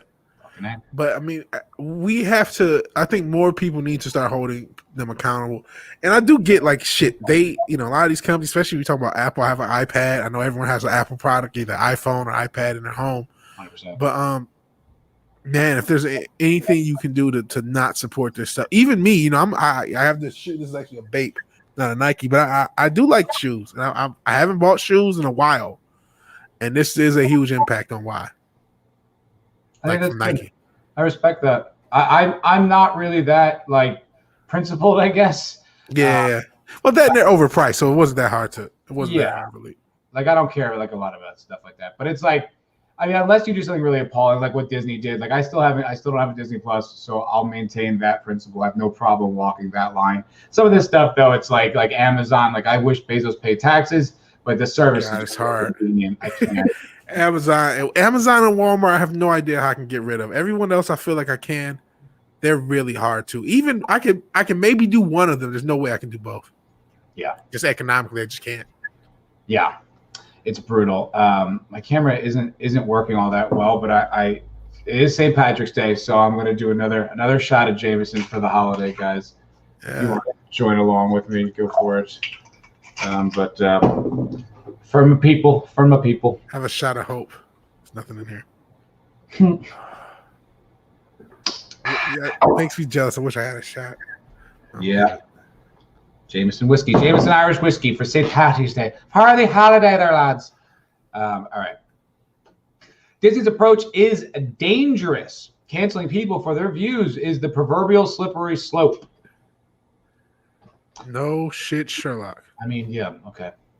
I mean, it's almost like it's just weird how he's writing this. It just sounds like he thinks he's on the forefront of the thought revolution involved here. It's like this is almost a stale point at this point. It is a very stale point. A lot of this article is stale. A lot of this article is stuff that we all did the past year and a half. At least, yeah. It's like it's so. And Norton and fucking Opie and Anthony, they've been on that shit like since Imus. They've been doing it for 15 years. So yeah. The idea that you're like, yeah, and I thought about it, and this is the conclusion I think people need to come to. It's like, all right. I mean, at least it's in print. At least it's in a major publication. But you're so far behind the conversation. Yeah. And real quick, Snorter Poopus Q Burr asks, and I'm asking, have you ever tried Tullamore? Yeah, I have. I have tried Tullamore. It's good. I like Tullamore. Goes down real easy. When I used to live in New York and I would go to a lot of Irish pubs, that was a great like shot and a beer whiskey I would do. Like a Guinness and a shot of Tullamore. Oh man, that sounds pretty good. That's a good way to start the night. Good way to start the night. Yeah. Here's it. This is Brightest Day. Big part of why my current catchphrase is keep your fist clenched and your wallet shut. I like that catchphrase, and I'm not gonna steal it. Brightest day. You use that for your like channel thing. Keep your fist clenched and your wallet shut. I like that because that's really what you have to do. What do you mean by fist clenched? You mean like ready to fight? I would say keep your fists up then, because clenched sounds stressed to me. Clenched sounds like you're on edge, and also like when you fight, your hands shouldn't be clenched until you land your punch anyway. So I don't know. That would be my critique on that. But I like it. I like that there's like a principle behind it, and you're like, this is how I live. It's like rad. Islington Girl says, isn't that an Irish car bomb or something? Yeah, if you drop the shot into a Guinness, it's an Irish car bomb. They're delicious. Tastes good. Oh God, it tastes real good. It tastes like a milkshake. I love a car bomb. I used to drink those when I was a kid. Haven't in a while because I don't drink like that anymore. Like, let's get bombed. Brightest Day says means don't let your guard down. Always be ready. Yeah. Respect for that. Respect. And New Brown Turk has a good point. You have to remember, this is a financial writer, which I don't necessarily know because even though they have media writers for Forbes, but it is a financial publication. He said that's his title. Yeah, he did say, because he said he was like a 35-year-old veteran in the entertainment industry, right? Yeah. But his audience may not be aware because it's for a financial magazine. There's some level of truth to that, but I would even say, man, if you're in the financial space, you have to have a little bit more knowledge on what you're dealing with. So I would say a lot of his audience still is aware of a lot of this, but there's definitely a slant. This is definitely not for audience members who are aware. This is for people who are hearing this the first time. This is definitely the way this article is written. That's all fine and good, but he still writes it as if these are his conclusions. Yeah. You know what I mean? And it's like the first time that these have been released on the world. It's like you are well behind this conversation, bro. Like you need to catch up, and you also need to give credit to the people who have been talking about this for a long time, or at least acknowledge that those voices have been out there. Like these are not new ideas. This isn't groundbreaking. This is what people have been saying for a long time. You're just catching up. Yeah, but I think there's a little bit of halfway crooking it, because if you acknowledge that other people came to these conclusions, you're virtue signaling to the alt-right. Don't do that. Can't virtue signal to the groups like the Fandom Menace, or even because all of the people who you would comment are unacceptable people. They're the people that you're not supposed to like. They're the people who are in that damn was it rewriting Ripley bullshit where they had the little infographic, and those type of people. So they're not going to use them. They're not going to give them credit. I just noticed that Eric K just quoted Grandmaster Flash. Yeah, he sure did.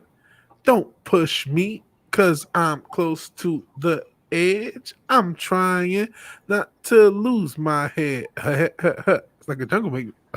It's like a jungle sometimes. Make me wonder how I keep from going under. I like that more and more, that song, the older I get. I always feel like always sounded, when I was a kid, it sounded so dated. But as an adult, I kind of appreciate it more. Yeah, and honestly, because if we don't get those type of lyrics from rap now, so you realize, like, hey, we could do a lot worse. It's amazing how, like, honestly woke hip-hop used to be, where it used to just be positive and, like, it wasn't divisive and it was kind of for everybody. It's amazing how much has changed. That's what. Hey, corporations fuck up everything. Yes, sir. They just do. They have no ability to do anything but fuck something up. Especially when it comes to anything creative. I mean, they definitely know how to make money. All right. Disney's approach is dangerous. Can't seem. Oh, wait, I already said that. In the past. Okay. The maxim, I disapprove of what you say, but I will defend to the death your right to say it, is losing ground to rather frightening alternative. I disapprove of what you say, and I will cancel you for it. Yeah.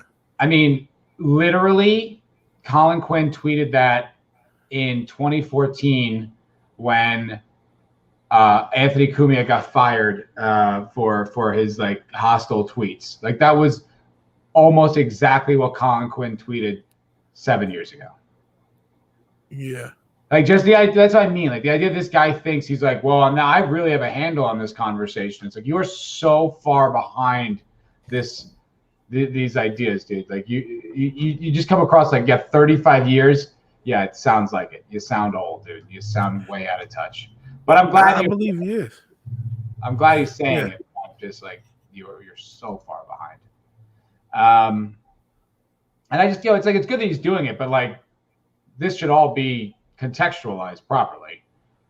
All right. In the past, organizations that need to distance themselves from employees' controversial opinions would make a public statement that the employees' opinions and theirs alone and do not necessarily reflect the official policy or position of the company. Done.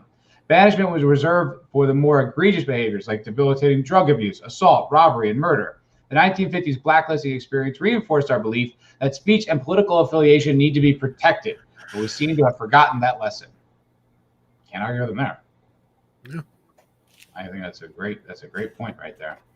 As companies cancel people for their opinions, it feeds a dangerous cycle. The more they cancel, the more they embolden the mob to target more people and organizations. That is a very concise and accurate point. Yeah, and I heard speaking of people getting targeted, isn't Rosario Dawson starting to get messed with on Twitter? She's like the next one up. She's been going through it. Yeah, something having to do with some trans person that used to live with her, and it sounded like that person took advantage and tried to make her out to be the villain.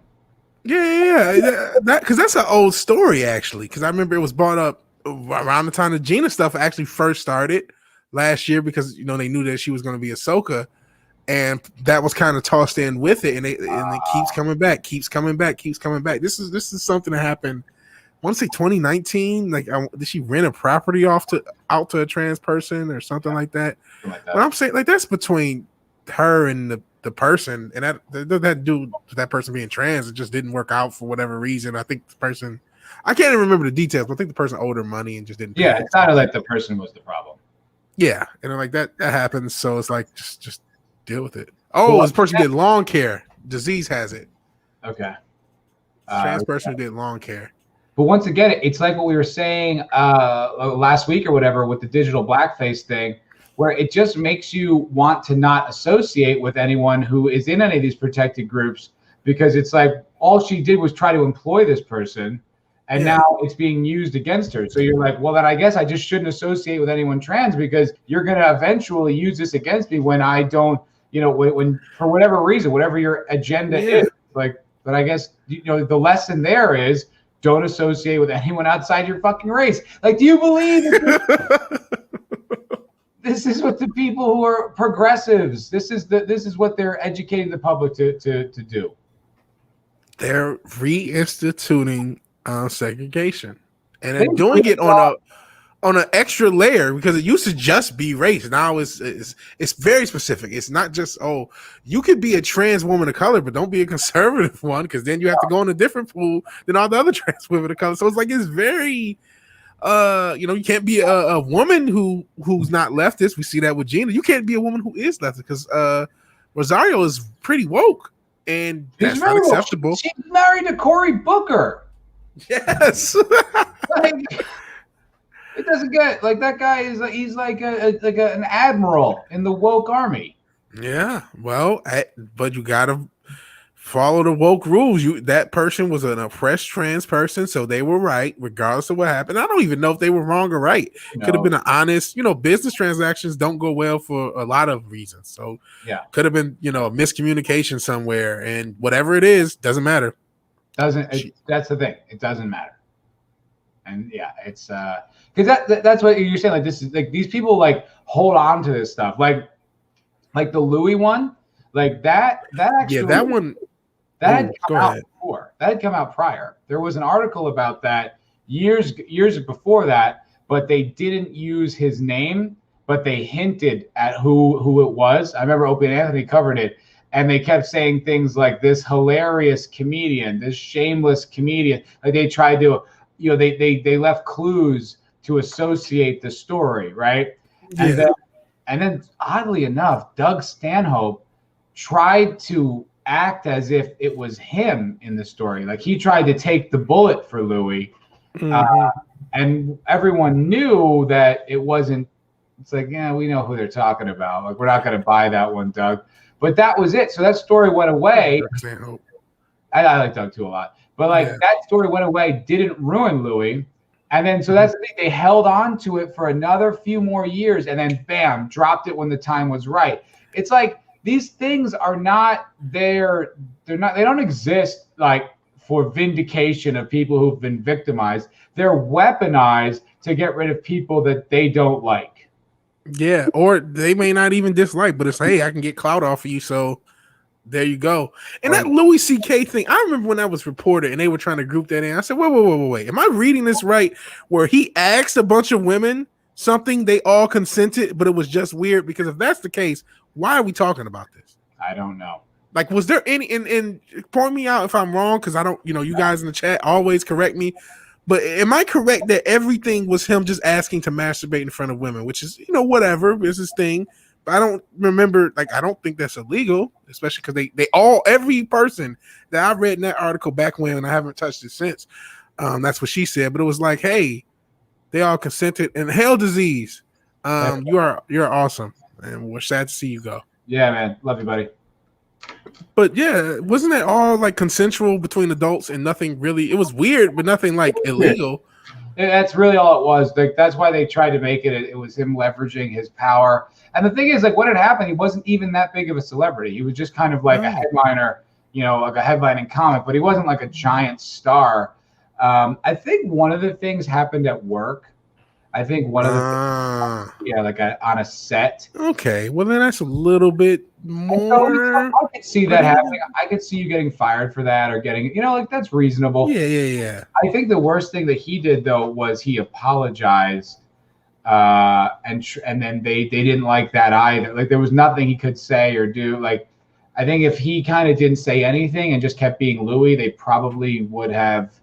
Who knows? It could have blown over. But here's the thing with the whole Louis thing. I've been a Louis fan for years. I was a big fan of him. He was on Opie and Anthony all the time. I used to listen to him well before he was super famous.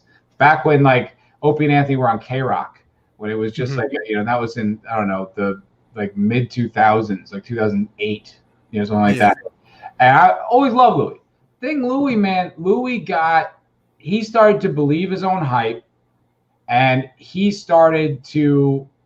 distanced himself from his true fan base and started to let Hollywood, he started to believe he belonged in the Hollywood elite.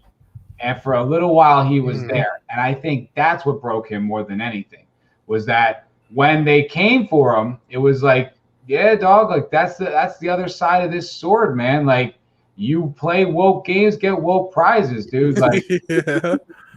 That you want to pander to this Hollywood liberal, bourgeoisie, well then you're gonna have to now live by their standards.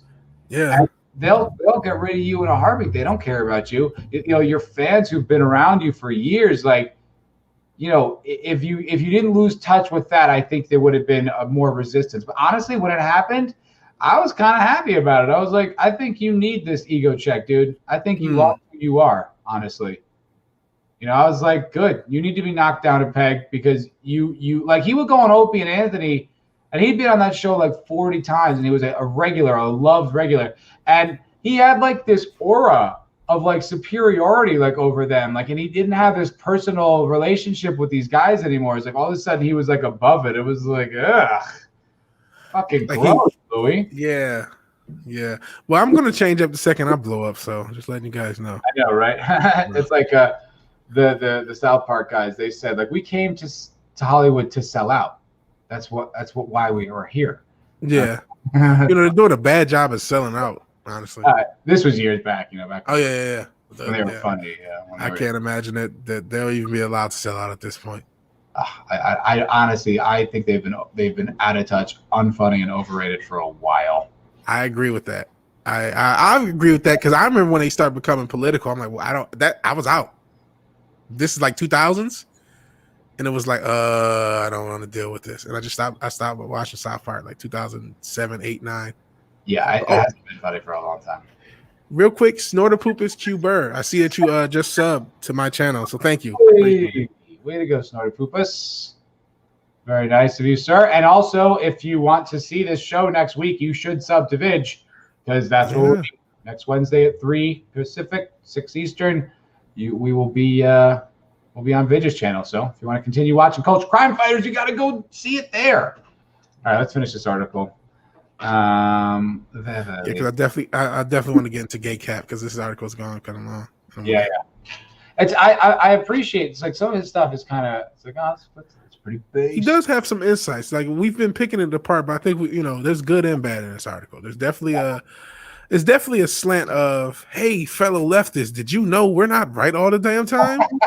Yes, that is absolutely the vibe, which is a little like obnoxious because it's like, yeah, man, yeah, been on this one. All right, then repeat. Okay. Disney and many other organizations are playing a very dangerous game out of fear, partisanship, and or misplaced sincerity. The beast they help to create and indulge may eventually devour them. That's interesting. Like, he's right, but also it sounds like he's concerned about that. And I'm like, no, I want that to happen. Yeah, because we were concerned about that years ago, and you guys shitted on us. So it's time to get Aiden, motherfucker. Yeah, I want you. That's probably the motivation for this article. He's like, oh shit, the beast is at the door, so I got to say something now, or else I'm getting Aiden. That's really great. Yeah, you're right. Organizations need a more thoughtful system, not a knee-jerk reaction, to guide decisions regarding who gets fired. They need to specify what constitutes the most egregious offenses. It needs to be transparent so the rules are known and not hidden in vague platitudes open to interpretation. Yes, I agree. We've covered a billion%. Yeah, you can't, like, that's the thing, because the hypocrisy of their worldview will be exposed if you actually put it in writing. And they won't have the fear to control you with any longer if they do that. So that's why they won't. But that's what I mean. Like, these clamors for reason have been around for years. For him to be like, this is what they should do. It's like, did you just get here? It cannot be the decision of one person, but should be made by a group of people with varied views who apply a standard yardstick. They need to balance the right to free speech with social responsibility, and they need to take into account not simply the highly vocal individuals who are fast to complain, but mainstream audiences who need time to digest situational nuances. Like, still, this is what I mean by this guy sounds out of touch.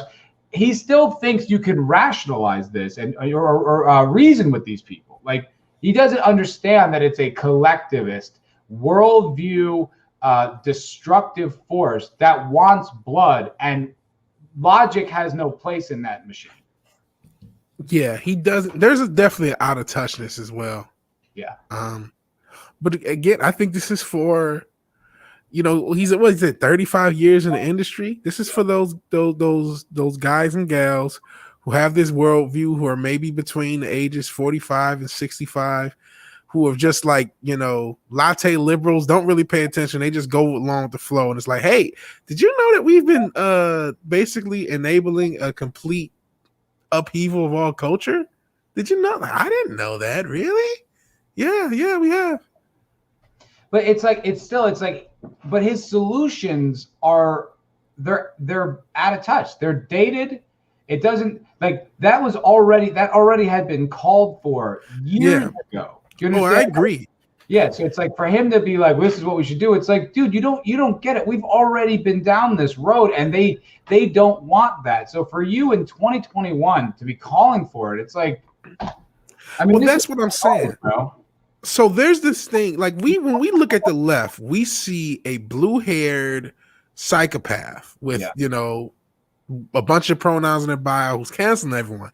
But that's not who the left actually is when you talk about the makeup of the majority of the people. The majority of the actual left are why-nots who don't really know what's happening and are just vaguely agreeing as they should. So to these people, like, there are definitely people who are reading this article who are like, really? I never thought of it that way. And they genuinely are having it. And that's why as like cringeworthy almost as it is to see him come from this perspective, I definitely recognize there are people who are being like, wow, I didn't think about it like that. I just did what they told me to because that's what Facebook said or whatever. And I work and I'm a wine dad or whatever. I don't know what's going on. That's a good point. Yeah, I mean, that's like, you know what? That's a great point, because like there was times, like I was talking, this was, I don't know, 5 months ago or something like that. Like I mentioned the term SJW to my mom, and like, what's that? I'm like, what? Like that was so, I was like, she'd never heard that. And so then I like that, I think it was like later that night, I was streaming with my friend Lindsay, and I was like, this is wild to me. Like some people have never even heard the term SJW. She's like, what is an SJW? I'm like, am I serious? Are you serious? You don't know what that is? Like it was just so wild. But I guess like, you know what? It's a good point. Like there are a lot of people who haven't even really thought about any of this stuff yet. Yeah.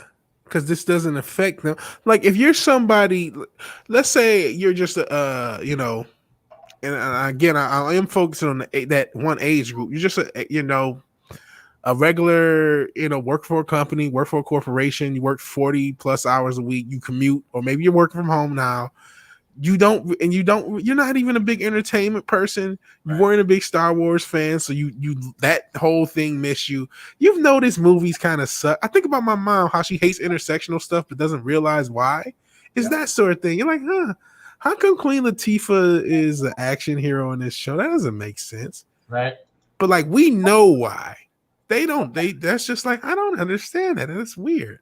It's just interesting. It's just so, it's crazy. It's like, oh yeah, I mean, I've been listening to this conversation for 15 years, and it's weird to like hear people who are like just getting in on it, and like they have no like concept. So it's like that kind of makes sense. No wonder I must have sounded crazy to people, because it's like they never even thought about any of this, like let alone had a long ongoing dialogue with it. They're probably just like, what are you talking about? You sound crazy.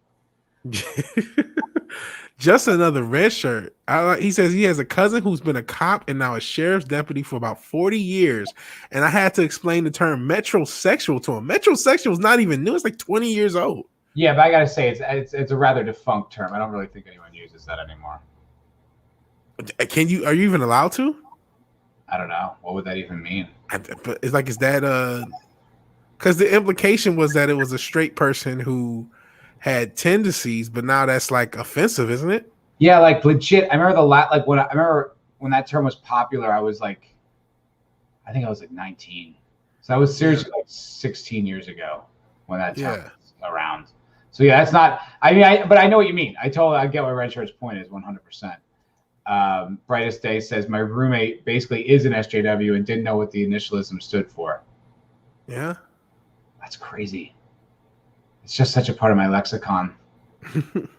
It's so weird that like people didn't metrosexual become hipster. Sort of, basically, kind of. Kinda. I mean, I think metrosexual was just a guy who like took care of himself and dressed kind of snappy. I think it was, more. And then hipsters like became a whole other thing. But yeah, I mean, there's probably a lot of overlap there between the two designations. I don't know. Are there still metro? Because remember, like, I don't know, there were guys that would like pluck their eyebrows when I was in college. And it was like, oh, remember they like pop their collars. They'd have like the popped polo shirts and shit, Yeah, like the polo shirt, no undershirt, or both buttons open type shit. Yeah, 100%. Yeah, exactly. Snorter Poopa says, I thought a metrosexual was just a guy who spent too much time grooming and using fancy hair products. Yeah, that was always my impression too. All right, let's finish this article because we're almost done. Yeah. Case in point, a new poll conducted by Public Opinion Strategies found that 58% of people opposed Carano being fired, but that jumped to a whopping 72% when they saw the post that she was fired for, leaving only 28% who felt Disney was justified. It makes Disney appear to be exaggerating when it later said that her social media posts were abhorrent and unacceptable. See what I mean? Like I want to keep harping on this point, but it appear to be exaggerating. That's if they appear to be exaggerating, not like libelously mischaracterizing what she said. Like it appeared that maybe they, pushed it a little bit further in how they denigrated people based on their cultural and religious identities. Disney could counter that Carano was terminated not merely for her last post, but due to an accumulation of previous posts where, among other things, she reportedly mocked wearing a mask during a pandemic and suggested that voter fraud took place in the 2020 election. First of all, she didn't do either of those things regardless. But if that criteria was applied nationwide tonight, unemployment would spike as much to 50% tomorrow morning. No, that's not the point. The point is, if you're on the other side of the conversation, you can say whatever you want, and there are no repercussions, and that is provable by employees who work for the same company who never faced any problems whatsoever. Yeah. I mean, there's been some really ignorant stuff from a lot of Disney employees, especially when you consider Marvel is like Marvel Comics. Those comics pros have said some really crazy shit over the course of the past few years. I know not everyone has followed that, but it's like these are Disney employees, and there's no way I wouldn't let these motherfuckers work at Pizza Hut with some of the shit they've said. Yeah, you just don't attack customers. You don't block literally hundreds and thousands of customers from a very small dying industry. Like they have these blockchains where they block thousands and thousands and literally hundreds of thousands of people. Wow. And there's like hundreds of thousands of random people who are like, why am I blocked by this comic writer? You know? You follow Yellow Flash, so therefore you got blocked. Wow, I never even heard of that. Yeah, it's a whole can of worms. But these are comic pros that mostly Marvel, more than DC. So this is all since they've been owned by Disney too. Most of it, I would say. Some of it predates it, but most of it's been since been owned by Disney, and nothing. That's not even brought up in the conversation because people just brush that up under the rug. Wow, that's intense, man. That's intense. All right, home stretch.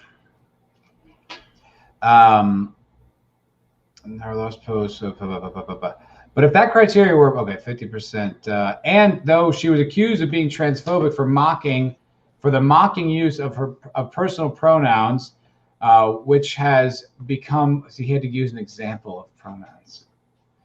Okay, he has to follow the line. He's right. There's part of this. Not only is it for people who don't know what's going on. Part of this is like, please don't cancel me. I'm still. Right. I obviously I'm down with it. I'm just saying maybe at some times on the fringes it gets a little irrational, maybe. Yeah. A personal president, which has become more common in the LGBTQ plus. No, it hasn't. That statement right there is another one of those assumptions. Yeah. Because there's this huge assumption that people even fucking use Twitter. I promise you, I don't see Twitter in a while. I see every other platform. I see Snapchat. I see Instagram. I see TikTok. Snapchat. I do not see Twitter in a while. Well, you don't see Snapchat as much, you will see that more. Like I don't see Twitter. I don't see people. The only time I saw people that when I was trying to get a tech job, I would meet people who had Twitters. Outside of that, everybody was on Instagram or Snapchat at that time, and now people are on TikTok. So I just don't see this idea that Twitter is even used, let alone that all LGBTQ people who use Twitter, all have their pronouns. But that's the assumption they toss in. That's the narrative. That's a good point, dude. That's a good point. Okay, what she said, I stand against bullying, especially the most vulnerable and freedom to wait, what? I stand against bullying, especially the most vulnerable and against the most vulnerable and the freedom to choose. But it wasn't enough for some. She became a target. Achieving social responsibility is truly a noble goal. But Disney, along with many other organizations, need to fix its haphazard approach that meanders aimlessly through the cancel culture minefield. Boy, we finally got through it. Yeah. You made it through. There's a lot there. Like, I mean, we kind of covered it, but it's just like, okay, the fact that he had the balls to say any of that is, I guess, a good sign. Yeah. Even if he acted like he just invented it yesterday. Right. Like he's clearly even if in this conversation. That's pretty evident to me. Yeah. And he acted, he was still trying to do a little halfway crook because he didn't want to get destroyed by the woke mob. Yeah. But this is the whole reason I wanted to talk about it. I'm glad that finally we have more. Even though I hate the mainstream media, I think they're shitty, and I hope we can replace them one day. But it's good that there's finally people who are saying, okay, this has gone too far, and I can't help but to wonder if the mob, to kind of link it back to our previous story with the Snyder Cut, I'm not going to call it a mob, but just the massive amount of people who are so upset about the Gina thing and are still upset, if that hasn't like woken people up, not to be punny, but woken people up as far as some of these people in the mainstream, these rags, like, oh shit, there are lots of people who have this totally opposite view that we do. So we can't just this Gina thing is pretty impactful. There's a lot of backlash from the Gina thing. I don't think they realized how powerful this backlash was going to be, because it's pretty much the one that's the most egregious, where it's essentially, we just don't like you saying things. Like almost all of the other ones could kind of be at least kind of understood. Like, while you might not agree with it, you're like, all right, that's something you probably shouldn't say, or this, that, and the other. You know, it's like, that's kind of borderline. But this is the first one where you're like, no, there's nothing wrong with what she said. And a lot of Disney employees have said much worse. And it's like, wait, so you're literally actively discriminating against her because she's maybe a conservative? Okay, we have a problem with that. And it's like, it's reaching the normies, and I don't think they expected that to happen. Yeah, and that's what's happening. Real quick, Eric K said something about donations. Are you getting any donations, or is he talking about the charity stream? I think he's talking about the charity. I don't think I've gotten any today. Okay. I normally get an alert on my phone. I get like a PayPal alert.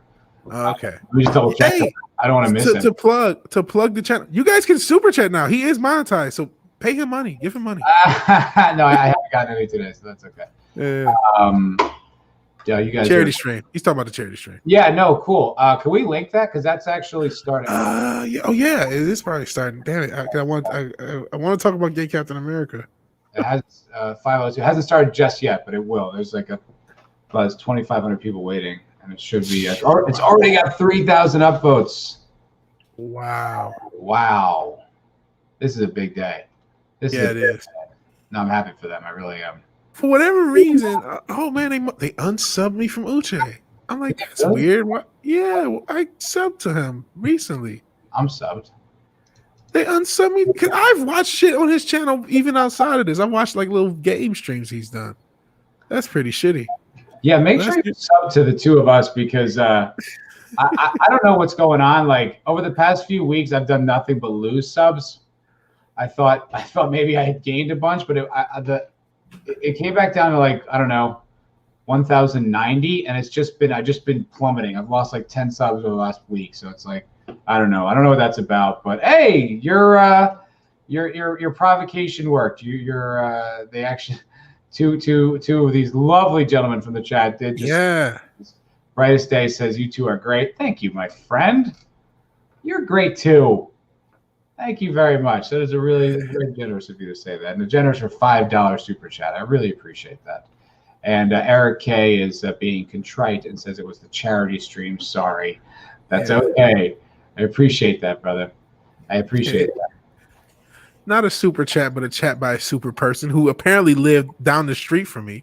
The Islington girl says, nobody really wants to talk about gay homeless Captain America. I want to talk about gay homeless Captain America. We can talk about it. I love the trend, because at first, I want Javicia Leslie. Oh Lord, I'm gonna be called racist. I'm gonna call it all sorts of stuff. Mispronounce her name, and she's thicker than a Snicker, so I don't mean to mispronounce her name. They're starting. They are starting. I heard the little thing, but when they made her somebody in a van down by the river, I thought they were just going at us, but no. They have a racist stereotype superhero for everybody. So they made a gay, homeless, maybe heroin addicted Captain America, which is awesome. I'm so glad to see this progressive progress by Marvel. This is a packed stream right now. Sorry, I know we want to talk about it, but it's got Uche, Lethal Lightning, Ryan Cannell.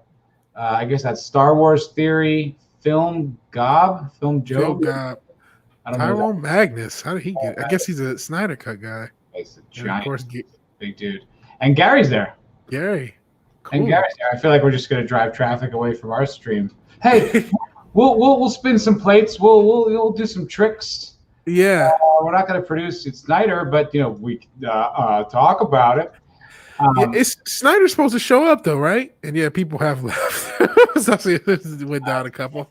You can watch both. It is what it is, everybody. I understand. I mean, look, and there are also just another register says Gary's there. Yeah, he is. Yes, he is.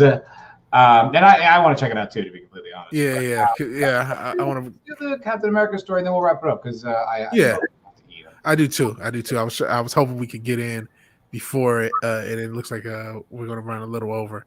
Yeah, we're running a little over. Yeah, we don't have to read through the whole story. I mean, what more do you say?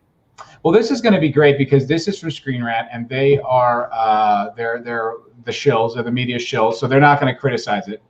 So they're just going to give us the facts, which is going to be terrific. So an all-new gay Captain America is coming to Marvel Comics. I mean, just looking at that art, you're just like, that's Captain America.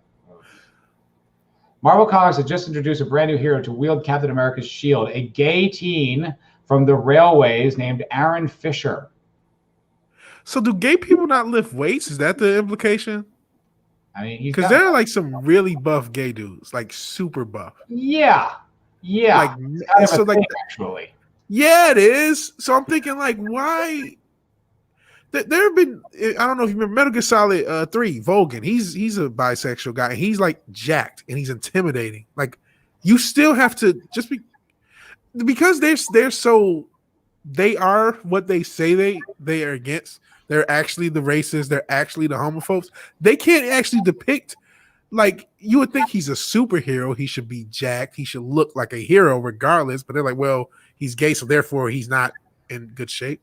Doesn't make any sense. That's not Captain America. That's Second Lieutenant America. Yeah, that's Private America. That's who that is. Yeah, definitely Private America. Private America.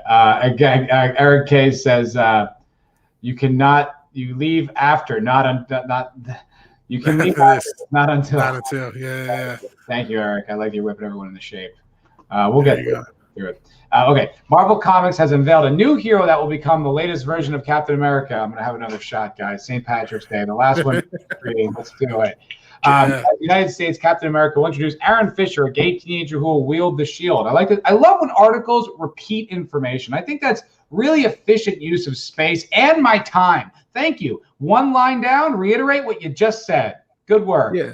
This doesn't make it seem like you're getting paid by the word at all. Not at all. You pandering asses. This series will see everyday people from across the United States become Captain America. What? That everyday people? Why would I want to see that? And the first issue will showcase the new Marvel hero. Oh boy, I need this one now. Yeah. All right. The United States of Captain America. That's what it's called. Okay. Is written by Christopher Cantwell with art from Dale Eaglesham. Well, they both sound like really diverse people. They sound like the whitest possible guys. Christopher Cantwell and Dave Eaglesham. Oh, awful. I thought there was somebody who was trans involved. Or maybe they have a different role. Or maybe it's a different issue. I don't really care what you look like when who cares? That's not what's to me. But it's like these people. It's like, well, why did you hire two white men to do this then? Yeah, it's the Forbes. It's the Forbes, 100%. In each issue, the pair will be joined by additional creative teams who will help introduce new characters in the Captain America role. So there's just a bunch of different Captain Americas. Yeah. From across the United States. The series will see Captain America's shield being stolen and him having to travel the country in order to find the culprit. Along the way, he'll encounter a group called the Captains, people who will take up the iconic hero's role. The series will feature four of the most famous Captain Americas, including Steve Rogers, Bucky Barnes, Sam Wilson, and John Walker. What have you got so far, my friend? Firstly, this Captain America, Steve Rogers is Captain America. This isn't a Mano. There's a Captain America. His name is Steve Rogers. Other people may have temporarily did it for comic book or whatever reasons, but there's one Captain America. Secondly, this is just a combination pander rage bait where you can show a bunch of people, hey, this is gay Captain America, and then because this is releasing during Pride Month, I believe, and I think that's part of the marketing. And of course, you get the alt-right, those alt-right Yahtzees, they're all mad because we're making their Captain America gay. They can't handle it. It's like, Jeez. Which is so And funny. It's like, because they're like, well, why are you upset by it? It's like, well, then why'd you change it? Like, if it doesn't matter, then it doesn't matter. So why change it? Why even bother if it doesn't matter? It's not a big deal. yeah. And something that's ironic is Captain America, I'm not sure if he still is, but he's like a Yahtzee now. Yeah. So it's like, well, why do these why you're so busy tearing down these characters, and then when you need to replace them with a woke version of someone else, we are the Captain Americas. Resistance is futile. But then when you have to replace him, it's like, well, I thought this character was a Yahtzee, so why would you want a different version of this evil character? Remember, white male Captain America, he's so evil patriarchy. So, well, it aligns that aligns with their view, because it's like they want all the sacrifices that were made to have this country exist, all its freedoms and wealth that it offers, but they just don't like the face of it. So they're just going to keep all that stuff, and they're just going to put a gay guy in there, or a black woman, or whatever, because that's the thing. Like they're racists, right? Yeah. So they don't like your face because of whatever race or whatever demographic because that's why they're using. So now Captain America will be different, it'll be progressive.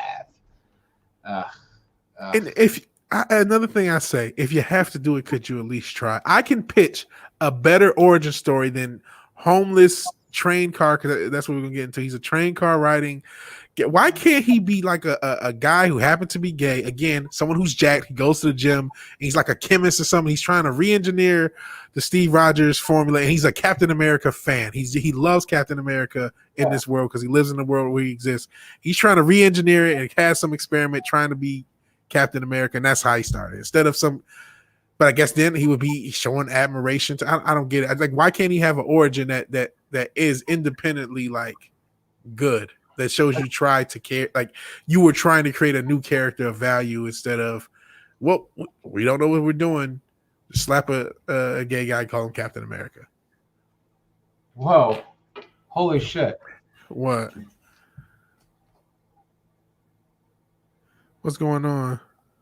Wait, is this the right guy? So it said in this article, it said Christopher Cantwell, right? Yeah. Okay, it said written by Christopher Cantwell. All right, I Googled that. This says Christopher Charles Cantwell, also known as the Crying Nazi, is an American white supremacist, neo-Nazi, anti-Semitic conspiracy theorist, federal informant, and convicted. Okay, it has to be a coincidence. That cannot be the same person. Okay. There's no way on the earth. No, okay, I found him. Oh, okay. Okay, I was like, what the fuck? I saw your face. I'm like, what are you looking at? Yeah, there's no way. It has to. I'm like, that's a common name. There's no way on the earth. It would be hilarious if it was true. I mean, it'd be insane. It'd be insane. Sorry. Yeah, it would confirm what I've thought, that a lot of people a lot of the actual Yahtzees are actually more in line with this whole segregation business that they're pulling in reverse, and they're subversively tossing out there. How did you describe? What did you said outrage porn? Is that what you described it as? Rage bait. Same thing. Rage bait and pandering. You're right. Like his entire Twitter, every single post is like either about that or like this false respect for comics, and like posting like the selective articles that praise what he does, and then the selective articles that criticize what he does. Oh man! And he posted a frame from one of my favorite movies. What movie is that? Fat City with Stacy Keach and Jeff Bridges from like the 70s. That's such a great movie. I don't think I know of it. Posted. Fuck you. That bothers me. All right, let's get through the article because I really am. Now the article is starting to pile up. I'm hungry. That's all right. Okay. On Monday, Marvel Comics revealed more details about the United States of Captain America #1. Like this is going to be a thing. Like, this is just the first one. It's going to go around for a while. The issue will be co-written by Cantwell, and Josh Trujillo, with an art form from Eaglesham and John Bazaldua. Fisher will be from the railways and is described as a fearless teen who stepped up to protect those around him, including fellow runaways and the unhoused. The unhoused. Because they have to. There's always a new buzzword for a word that you use for years. Because homeless is offensive because us allies have determined that they're unhoused. The unhoused. Oh, because the homeless is too harsh. Yeah. They're the unhoused. Also, that implies someone should house them. Like there's an authority that should be housing. Obviously. People. I just saw something that said to kill all landlords because the collectivist mindset assumes everything was just built by magic and that there's no system, that nobody should be compensated for that house. Nobody should compensate you for your rent. It just, how dare you not let me live in this house you built? Yep, they're just entitled to it. Trujillo revealed that Fisher is very much inspired by heroes of the queer community. Oh, okay. How could you possibly have drawn that parallel? Including activists, leaders, and everyday folks pushing for a better life. Whatever. What a bland. This is buzz phrase, trademark, copyright. 100%. He added, Fisher stands for the oppressed and the forgotten. Check out the variant cover. It's a fucking #1. Why does it have a variant cover? It's brand new. That's a whole other can of worms. This is another reason, one of the practical reasons comics have died. They have 500 fucking variant covers for everything they do because they're a group. They've tricked this group of people who, especially the speculators, who have to own everything. So they'll buy all 5 to 10 to 500 variants. So they'll buy, and especially because it's the gay Captain America, they'll sell a lot of that #1. That's what they do. They'll sell a lot of that #1, and then nobody buys the second issue. Look, he's got a fucking nose ring. He sure does. Obviously. What a douche. See, but it's almost like me getting annoyed at this is like I'm taking their bait. Yeah. Right. That was the point of it. Yeah. Yeah. Ugh. Yeah, Newbound Turk is in the chat. Yeah, that's been Marvel issues for about 10 years to falsely boost sales, and they're definitely going to do it in this case, especially in these cases. They can't wait to toss out. They did it with Captain Marvel every relaunch. She had like 50 variants. They can't wait to toss out a woke book, because this is the one that all the SJWs will buy. They'll look, I have this for progress. They'll show their Insta scam with it or their Twitter with it, and that's it. Well, Dan2584 is here. Hey, buddy. Good to see you, my friend. Good to see you. And Snorter Poopus says domicile challenged. That's another alternative term for homeless. Very clever. Very clever. Yeah. He's got a red scarf tied around his neck. Yeah. Oh, man. All right. Well, again, more halfway discrimination towards the group they're ally for. Yeah, right. That's like Big Gay Al. Yeah. Who was like a cartoon character from like 20 years ago. And they're like, yeah, I guess we'll just use that because that's what gay people do, right?